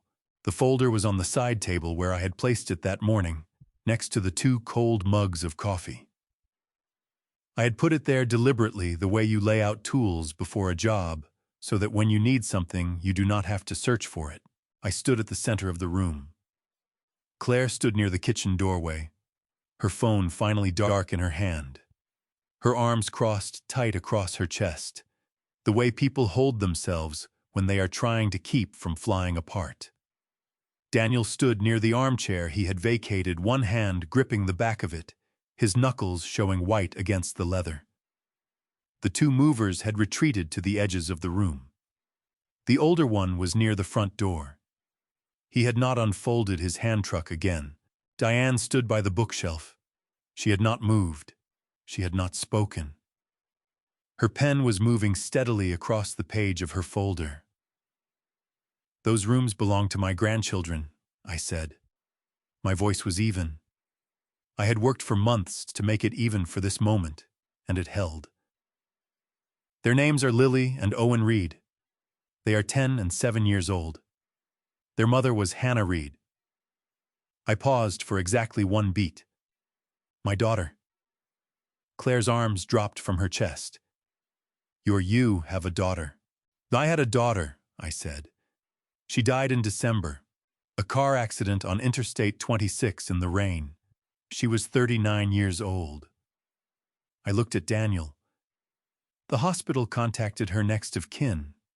That included you. The color that had already left Daniel's face finished leaving. He was gripping the armchair so hard I could see the tension running up his forearm. Daniel. Claire's voice had dropped to something that was barely above a breath, but it carried the full weight of a woman whose world was rearranging itself at high speed. Did you know she died? Daniel's jaw worked. His mouth opened and closed and opened again. It was complicated, Claire. Hannah and I weren't. Did you know? Not a question anymore. A wall going up brick by brick, word by word. Claire's eyes were filling, and her chin was trembling, and she pressed her lips together hard to stop it. But the trembling moved into her voice instead. Daniel, did the hospital call you and tell you your sister was dead, yes or no? The room waited. Daniel's hand released the armchair. His arm dropped to his side. Yes, he said. The word came out stripped of everything, no inflection, no cushioning, just the bare fact of it, landing in the room like something dropped from a height. Claire made a sound, then not a sob, not a gasp, something in between, the sound of a breath that has been knocked sideways. She pressed both hands over her mouth, and her eyes went wide and bright with tears that she was fighting hard and losing. You knew, she said through her hands. You knew your sister was dead, and you didn't tell your father. You didn't tell me. Her voice cracked clean through on the last word, and the tears spilled over, and she wiped them away with the back of her hand, with a fierceness that looked more like anger than grief. And those children, Lily and Owen, they went into foster care because you didn't. She stopped, pressed her hands over her mouth again. Her whole body shook with the effort of containing something too large for the space it was being held in. Claire, Daniel started. Do not. Her voice came back hard and bright and trembling. Do not talk to me right now. I reached into the folder. I took out the document I had been carrying for 5 months. Daniel's letter to Hannah, still in its clear sleeve. The yellow legal pad paper gone slightly soft at the folds from being handled so many times. I held it up so the room could see it. This is Daniel's handwriting, I said. He wrote this to Hannah in 2020. There is one more thing I need to show this room, but I am going to save it for when Daniel is ready to hear it. I set the letter face down on the side table. She wrote me 5 more letters after this one, I said. Because that was who Hannah was. She kept trying even when she was told not to. My voice held. I was proud of it for holding. And then she died, and her children went into a system full of strangers. And I found out about all of it 5 months ago in a box behind a toolbox in your garage, Daniel. 48 letters. 8 years. All of them sent to my address. None of them reaching me. Claire had stopped trying to hold her tears back. They were running freely now, and she was not bothering to wipe them, standing very still with her arms at her sides, and her phone dark on the floor where it had slipped from her fingers without her noticing. You told me those kids were strangers, she said to Daniel. Her voice was raw and scraped and entirely different from the voice she had used to instruct the movers 40 minutes ago.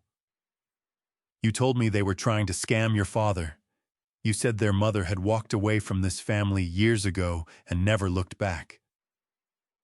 Each sentence landed separately, the way you set down something heavy and then pick up the next thing. You used me, Daniel. You told me lies, and you put me in that hallway, and you let me reach for that child's drawing. Daniel's mouth opened. Claire, I was trying to protect. Stop. The word came out of her like something thrown. Her whole body had gone rigid with a fury that was still competing with devastation, both of them visible at once on her face, neither of them winning yet. Stop protecting things. Stop managing things. Stop, just stop. From the bookshelf, Diane's voice came clearly into the room for the first time all morning. "And I have copies of every document Mr. Hayes has referenced," she said. Her voice was calm and landed in the room the way a gavel lands, not loud, but final. "They have been in the county file for 3 weeks. I'm Diane Prescott from Buncombe County Department of Social Services. I'm here for Mr. Hayes's kinship placement home study." She paused. "I've seen everything I need to." Daniel turned to look at her. Fully, for the first time since he had walked in, and I watched my son's face do the thing it had never done in 39 years of being my son's face. I watched it give up. Daniel tried to recover. That was the thing about my son, he had always been good at recovering. 39 years of watching him and I had never once seen him stay down after the first blow. He would absorb it, recalibrate, find the angle that still worked, come back with something that sounded reasonable enough to create doubt. It was his greatest skill, and it had served him for decades, mostly at other people's expense. He straightened his shoulders. He found his voice. It came out controlled, which cost him something. I could see the effort of it in the muscles along his jaw. "Leon," he said, "I know how this looks, but you have to understand I was trying to protect you. Hannah had problems, real problems, instability, financial issues, relationships that weren't. I was trying to keep you from being pulled into something that would have hurt you. I made decisions I probably shouldn't have made, but I made them because I love you." The words were well chosen. They always were. I had heard variations of this speech my entire life as a father, the version where Daniel's worst actions got reframed as expressions of his deepest concern. He was fluent in it. He had been practicing since he was about 15. I looked at him for a moment. Then I reached into the folder. I took out the stack of copied letters, all 48, clipped together in chronological order, and I set them on the side table in front of him. The stack was thick. It made a substantial sound when it landed. "These are copies," I said. "The originals are in my bedroom closet. Every one of them is addressed to me. Every one of them was written by your sister. And every one of them was found in a cardboard box behind your toolbox in your garage." I tapped the top of the stack. "You want to tell me how that happened, Daniel, if you were trying to protect me?" Daniel's recovered composure began to fracture. A muscle jumped under his left eye. "I kept them because I didn't think—" "You didn't think I should have them," I said. "That's the only sentence that finishes correctly." Claire made a sharp sound from across the room. Not a word, something more raw than a word, the sound a person makes when a piece of information arrives that is too large to process quietly. Her arms wrapped around herself again, and she pressed her lips together so hard they went white at the edges. "Shot to 8 years, Daniel," I said. "She wrote to me for 8 years, through Lily starting school, through Owen's diagnosis, through your birthday." I paused. "Through the birthday where you took me to Lake Lure so she would stand outside my house in the rain with 2 children in car seats and wait 2 hours and eventually drive home alone." Daniel's face crumpled at the edges. "That's not what—" "She got a fever," Claire said from across the room. Her voice was shaking badly now. "You told me Lake Lure was a gift for your father. You planned it." Her hands pressed over her mouth once hard, and when they came down, her eyes were red and blazing. "You planned it so a woman couldn't see her own father on his birthday, with her babies, in the rain." Daniel turned toward his wife. Claire, if you would just let me. There is one more thing, I said. My voice cut through the room the way a level cuts through noise on a job site, not loud, just exact. Daniel stopped, turned back. I reached into the folder again. I took out the letter in the clear sleeve, Daniel's letter, the yellow legal pad paper with the bold, slightly too large handwriting, and I held it up so the room could see it. This is also from your garage, I said. This is not Hannah's handwriting. I took it out of the sleeve. I read it aloud slowly, the way you read a legal document when you need every word to land individually. Hannah, do not come back here. Dad doesn't want to see you. You had your chance and you walked away from this family. If you keep sending these letters or show up at the house again, I will make sure you regret it. Stop embarrassing yourself and all of us. Daniel. The room went to a place beyond quiet. Claire's breath came in sharply, a raw, audible gasp that she did not try to suppress. Her hand flew up to cover her mouth again, and this time it was shaking, her whole hand trembling against her lips, her eyes flooding and spilling over before she could stop them. Yeah, she wrote me 5 more letters after she received this, I said, because she had more courage than most people I have ever known. My throat tightened around the last words, but I pushed through it. And then she died. And her children, my grandchildren, sat in a foster care system for 5 months, while a family that talks constantly about family said nothing and did not even ask their names. I set the letter down on top of the stack of 48. Diane's voice came from the bookshelf, steady and clear. I have certified copies of every document on that table in the Buncombe County placement file, she said. They have been there since the 22nd of July. They are part of the permanent record. Daniel looked at Diane. He looked at the folder in her hands. He looked at the pen still moving across the page. And something in my son's face did the thing I had been watching for since the moment he walked through my door.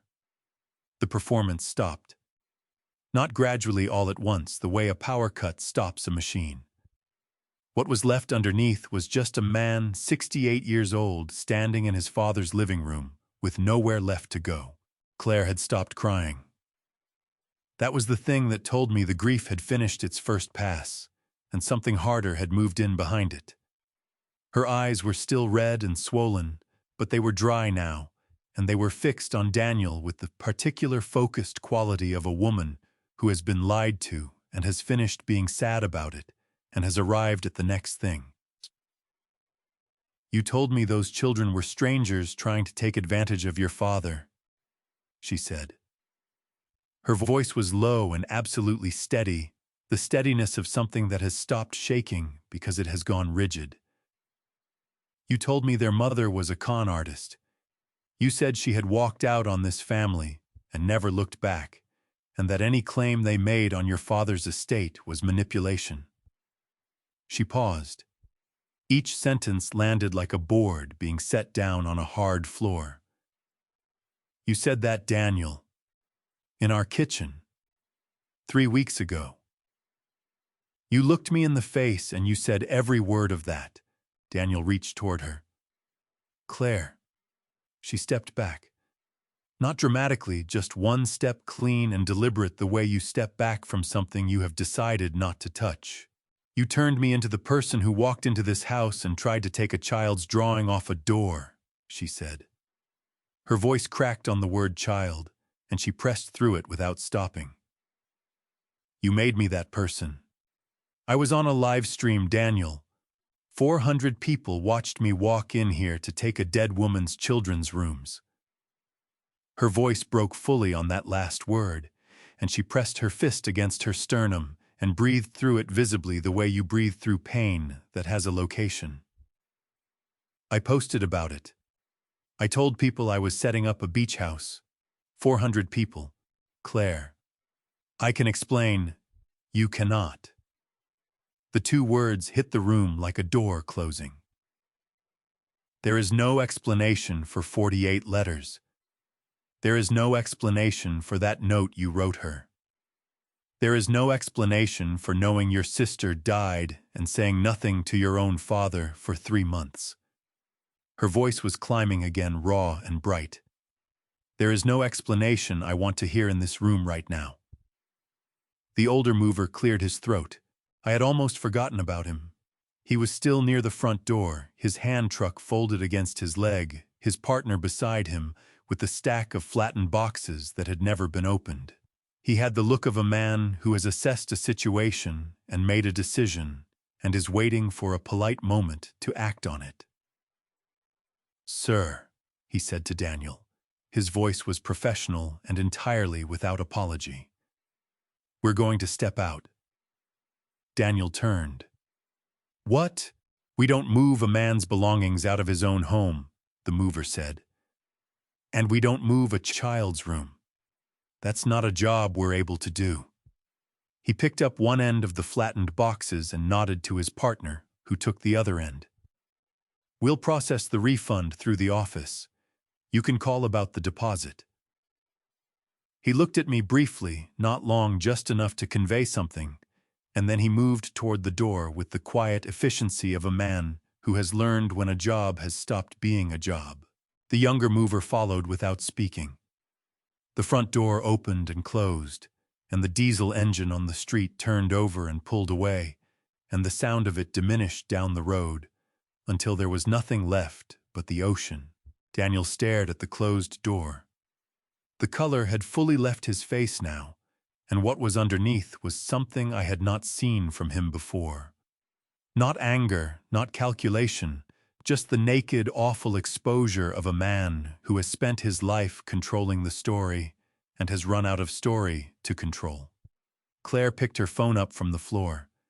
She looked at the screen. Her jaw tightened so hard I could see it from across the room. The live stream was still running, she said. Flat. Destroyed. 312 people watched that man tell those movers to leave. She looked at Daniel one more time. The look lasted perhaps 3 seconds. It held no screaming and no theatrics, and nothing that could be appealed to or managed, because it was not anger anymore. It was something that had passed through anger and come out the other side as something quieter and more permanent. Then she pulled back her right hand and slapped Daniel across the face. The sound was sharp and clean in the quiet room. Daniel's head turned with it. He brought his hand up to his cheek, slowly, his eyes wide, his breath coming fast. He looked at his wife with an expression I had never seen on my son's face before, the expression of a man who has finally, after a very long time, received exactly what he earned. Claire picked up her purse from where she had dropped it near the kitchen doorway. She looked at the hallway, at the 2 open doors, at the signs, at the drawing that was still exactly where Owen had put it, tape intact, not a corner lifted. Something moved through her face when she looked at that drawing. Something that was not anger and was not guilt exactly, but was in the same family as both. "Tell them I'm sorry," she said. "Not to Daniel, to me. When they come home. Tell Lily and Owen I'm sorry." Then she walked to the front door and opened it and walked out into the morning, and I heard her footsteps on the porch, and then on the gravel, and then nothing. Daniel stood in the middle of my living room with his hand on his cheek and the red mark of his wife's hand already rising on his skin. "You should leave Daniel," I said. Everyone else was gone. The movers, Claire, the sound of the truck. Even the ocean seemed quieter than usual, as if the house itself had exhaled and was holding the next breath. It was just the 2 of us, my son and me, in a living room that still smelled faintly of fresh coffee gone cold, with the morning light coming through the windows, at the angle it reaches when 10:30 is approaching, and the day has already decided what kind of day it is going to be. Diane had not left yet. She stood by the bookshelf, her folder closed, now her pen capped. She was giving us the room without leaving it, which was exactly right. Daniel stood near the armchair he had sat in when he first walked through the door. He had not sat back down in it. He was holding his hand against his cheek, where the red mark of Claire's palm was still visible, and he was looking at the floor, and for the first time in 39 years I was looking at my son and seeing something I had not expected to find. He looked old, not old, the way I was. Old earned built into the frame over decades of work and weather. Old the way a thing looks when the structure holding it up has suddenly been removed. Hollowed. I felt something move through my chest that was not pity and was not forgiveness and was not the opposite of either. It was the specific ache of a father who has finally seen his son clearly all the way through and does not entirely like what the view contains. "Dad," Daniel said. His voice was rough, stripped of its usual finish. I know there's nothing I can." He stopped, started again. "I didn't think it would go this far." "Which part?" I said. He looked up. His eyes were red at the rims. "Any of it," he said. I told myself I was keeping the peace, keeping things manageable. She had a way of stirring everything up, and I thought if I just... He pressed his hand harder against his cheek. I told myself it was easier. "Easier for who?" I said. He did not answer immediately. The word hung in the room between us, and he looked at it and did not pick it up. "For you," I said. "Because I spent 15 years thinking my daughter had chosen to disappear. I spent 15 years at Christmas dinners and Thanksgiving tables and birthday weekends with a hole in them that I had been told was Hannah's choice and was actually your management." My voice was even. I had worked very hard to keep it even, and it was holding though my hands had tightened at my sides, and my jaw was aching from the effort of staying inside the register I had chosen. "Easier is not the word I would use for any of that, Daniel. I know." His voice cracked down the middle. "I know, Dad. I'm sorry." "I know you are," I said. "But I need you to hear something, and I need you to hear it completely, so I'm going to say it plainly and only once." He raised his eyes to mine. They were wet now, and I let that be what it was, without responding to it, because there were things that needed to be said before we could arrive at anything else. "Still, you hid 48 letters from me," I said. "You threatened your sister in writing and kept the evidence in your own garage, which tells me some part of you knew even then that what you were doing was wrong because you kept the proof the way guilty people always keep the proof, not because they forget it, but because throwing it away makes the thing too real to live with." I paused. "You knew Hannah died in December. You let those children go to strangers. You said nothing to me for 3 months. And then you drove to my house with a moving truck to take their rooms." Daniel's hand came down from his cheek. His head dropped forward. His shoulders shook once a single hard convulsion, the kind of grief that has been compressed for a long time and releases badly when it finally goes. He pressed his fist to his mouth and breathed through it in jagged pulls, and I watched my son cry in my living room for the first time since he was 8 years old, and let the sight of it reach me the way it needed to without rushing to make it stop. "I know why you did it," I said when he had steadied enough to hear me. "You were afraid the picture would change. You had been calculating your position in this family since before Hannah's mother and I separated, and you knew that if Hannah came back, if she and I found our way to each other, the arithmetic shifted. The inheritance, the attention, the position at the center of things. It all divided differently." I looked at him steadily. "That is not an accusation, Daniel. That is me telling you what I see because I think you need someone to say it out loud so you can stop pretending it isn't what happened. I don't deserve those kids to know me." he said. His voice was wrecked, barely usable. Lily and Owen. I don't deserve to be their uncle. No, I said. You don't. Not yet. I let that sit for a moment. Whether you ever become someone they can know, that depends entirely on what you do from here. Not today. Today is finished, but in the months after today. Whether you become a man who faces what he did and does the work of becoming different, or whether you remain the man who stood in my garage and kept a box of his sister's letters and told himself it was easier. I walked to the front door and opened it. The salt air came in clean and steady. That choice is yours. I can't make it for you. I never could. Daniel walked toward the door. He moved slowly the way a man moves when the weight of a morning has settled fully into his body and he is carrying all of it. He stopped in the doorway and turned not all the way, just enough to show me his profile. I kept them because I was afraid, he said. The letters. I kept telling myself I'd deal with it later. I kept thinking I don't know what I was thinking. His voice broke again, softer this time. I was afraid that if you had them, she'd come back and everything would change and I'd lose. He stopped, shook his head. I don't even know what I thought I'd lose. Yes, you do, I said, not unkind. Just true. He nodded once. A slow, surrendered nod, the kind that happens when a man has run out of alternatives to the truth and has finally decided to stand in it. Then he walked out.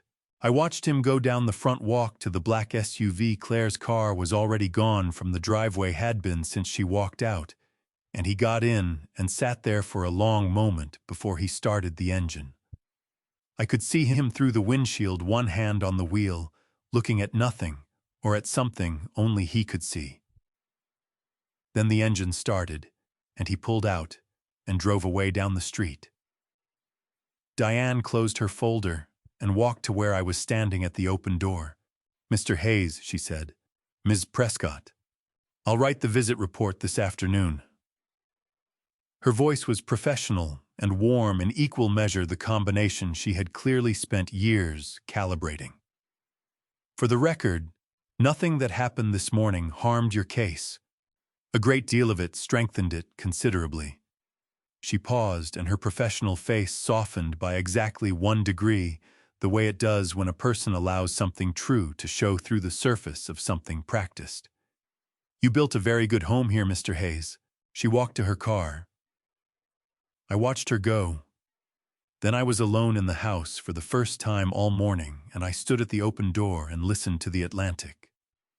Do what it always does, breathe in and breathe out, patient and indifferent, and exactly the same as it had been before all of this, and would be long after. And I felt the specific grounded feeling of a man whose feet have found solid earth after a very long time of uncertain footing. I walked down the hall. I stood in front of the 2 open doors. The star lamp, the window seat, the wooden boat on the sill, initials facing the water. Nobody had taken anything. Everything I had built was still standing. Diane called on a Thursday morning in late August. I was at the kitchen window watching the tide pull back from the shore when my phone rang. I looked at the screen, took one slow breath, and answered. Mr. Hayes, she said, the county has approved the kinship placement. Lily and Owen Reed are cleared to come home. You can bring them whenever you're ready. My hand tightened on the phone so hard my knuckles ached. I'm ready, I said. I've been ready since March. A pause, and I heard something in it that Diane Prescott very rarely allowed into her professional voice. Something warm. I know you have, she said. Call me when they're settled. I told the children at our next supervised visit. Brianna brought them into the room, and they sat across from me the way they always did. Lily, watchful, Owen close to his sister, the wooden boat on the table between us, because Owen brought it to every visit, now the way some kids bring a stuffed animal and some kids bring a book, and Owen brought his grandfather's initials carved into a piece of walnut. I had rehearsed what I was going to say a dozen different ways. In the end, I set the rehearsal aside because Lily could hear the seams in a prepared speech from 20 feet, and I was not going to insult her with one. "The county said yes," I told them. "You're coming home, not for a visit to live, in the rooms with your names on the doors, for as long as there's a me." Owen's face broke open like sunrise, sudden and total, a grin so wide it took over his entire face and his whole body went with it, leaning forward, both hands flat on the table. "Is the star lamp really mine?" he demanded. "The one that makes the stars on the ceiling?" "It's yours," I said. "It was always yours." Lily did not move. She looked at me with those careful, exit-watching eyes, and I held her gaze, and did not look away, because she needed to see that I was not going to be the first one to break it. "For how long?" she said. Her voice was so quiet, I almost missed it under the hum of the building's ventilation system. But I had been waiting for that question since the day I met her, because it was the only question that mattered to a child who had been moved as many times as Lily had been moved. She was not asking out of hope. She was asking so she would know how much of herself it was safe to unpack. "For the rest of it," I said, "for as long as there's a me. Those are your rooms. Nobody is taking them. I am not a man who makes promises I don't intend to keep, Lily, so I am making this one carefully. You are coming home." She looked at me for a long time. Then she reached over and straightened the collar of Owen's shirt, adjusting it with the automatic precision of a girl who had been doing that particular thing since the night their mother didn't come home. Taking care of him, the way she always had. But that evening, Brianna told me Lily had asked whether she could bring the library book to the new house, and whether there would be a shelf for it. She was already deciding to stay. They moved in on a Saturday morning in September. No truck. 2 small backpacks, 1 garbage bag of clothes that hit me somewhere.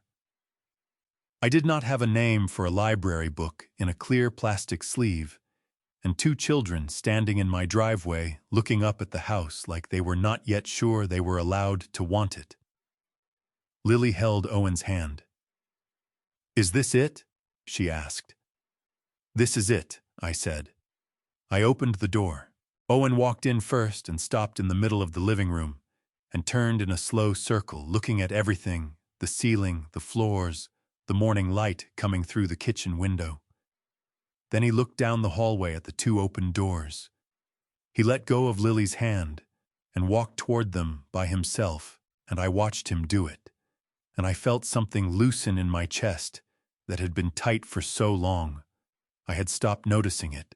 That first night, Owen stood in the doorway of his room, looking at the star lamp and the small bed and the crayon drawing taped back in its place on the door, and he looked at the windowsill where the wooden boat sat with the carved initials facing the water.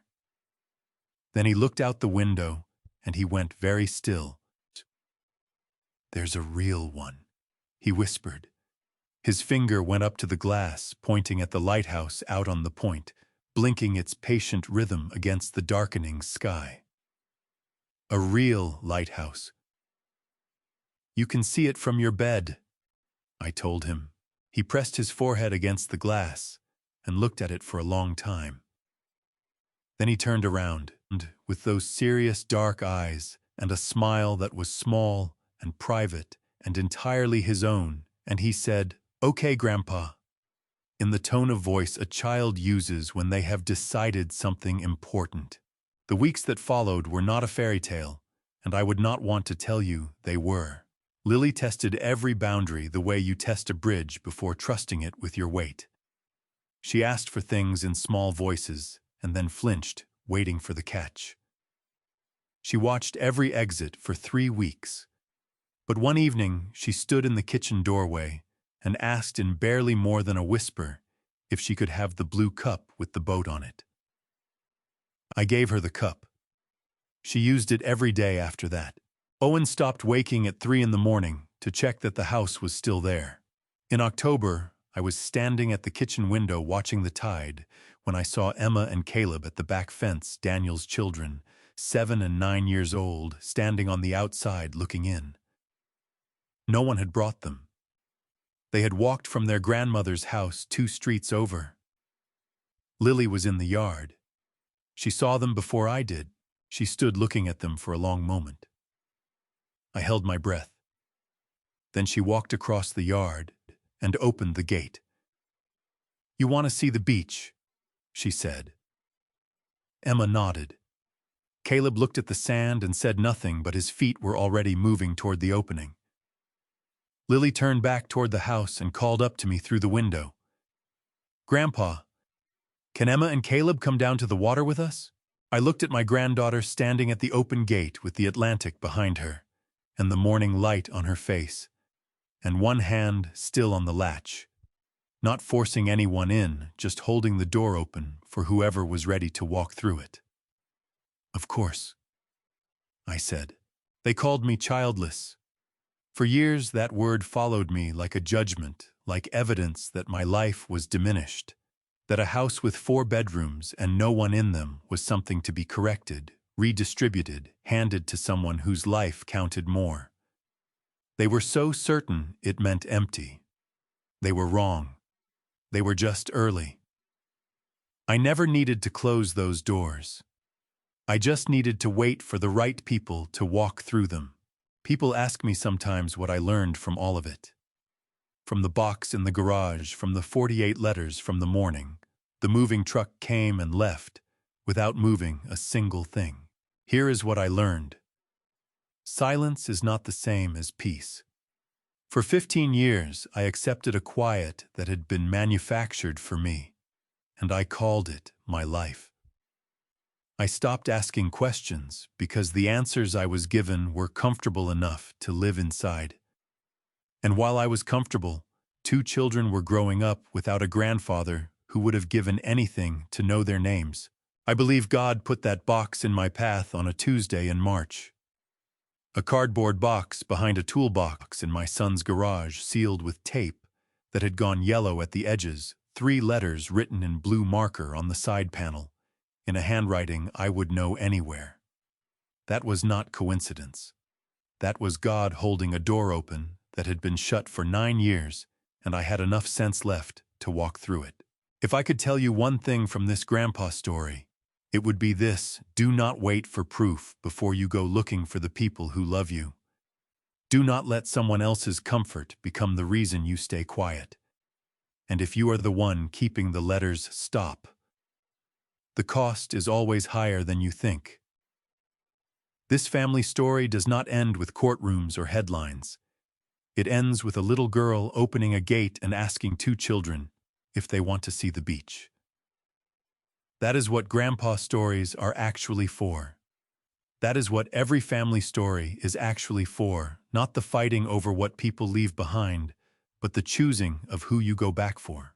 If this family story reached something in you today, leave a comment below and tell me, what would you go back for? Share this with someone who needs to hear it, and subscribe so you never miss what comes next on this channel. Thank you for staying until the end. It means more than you know. The stories ahead contain some fictional elements crafted with the purpose of exploring real human values. If that is not the kind of content you are looking for, we completely understand. Feel free to find something that speaks to you better. But if you are still here, we are glad you are.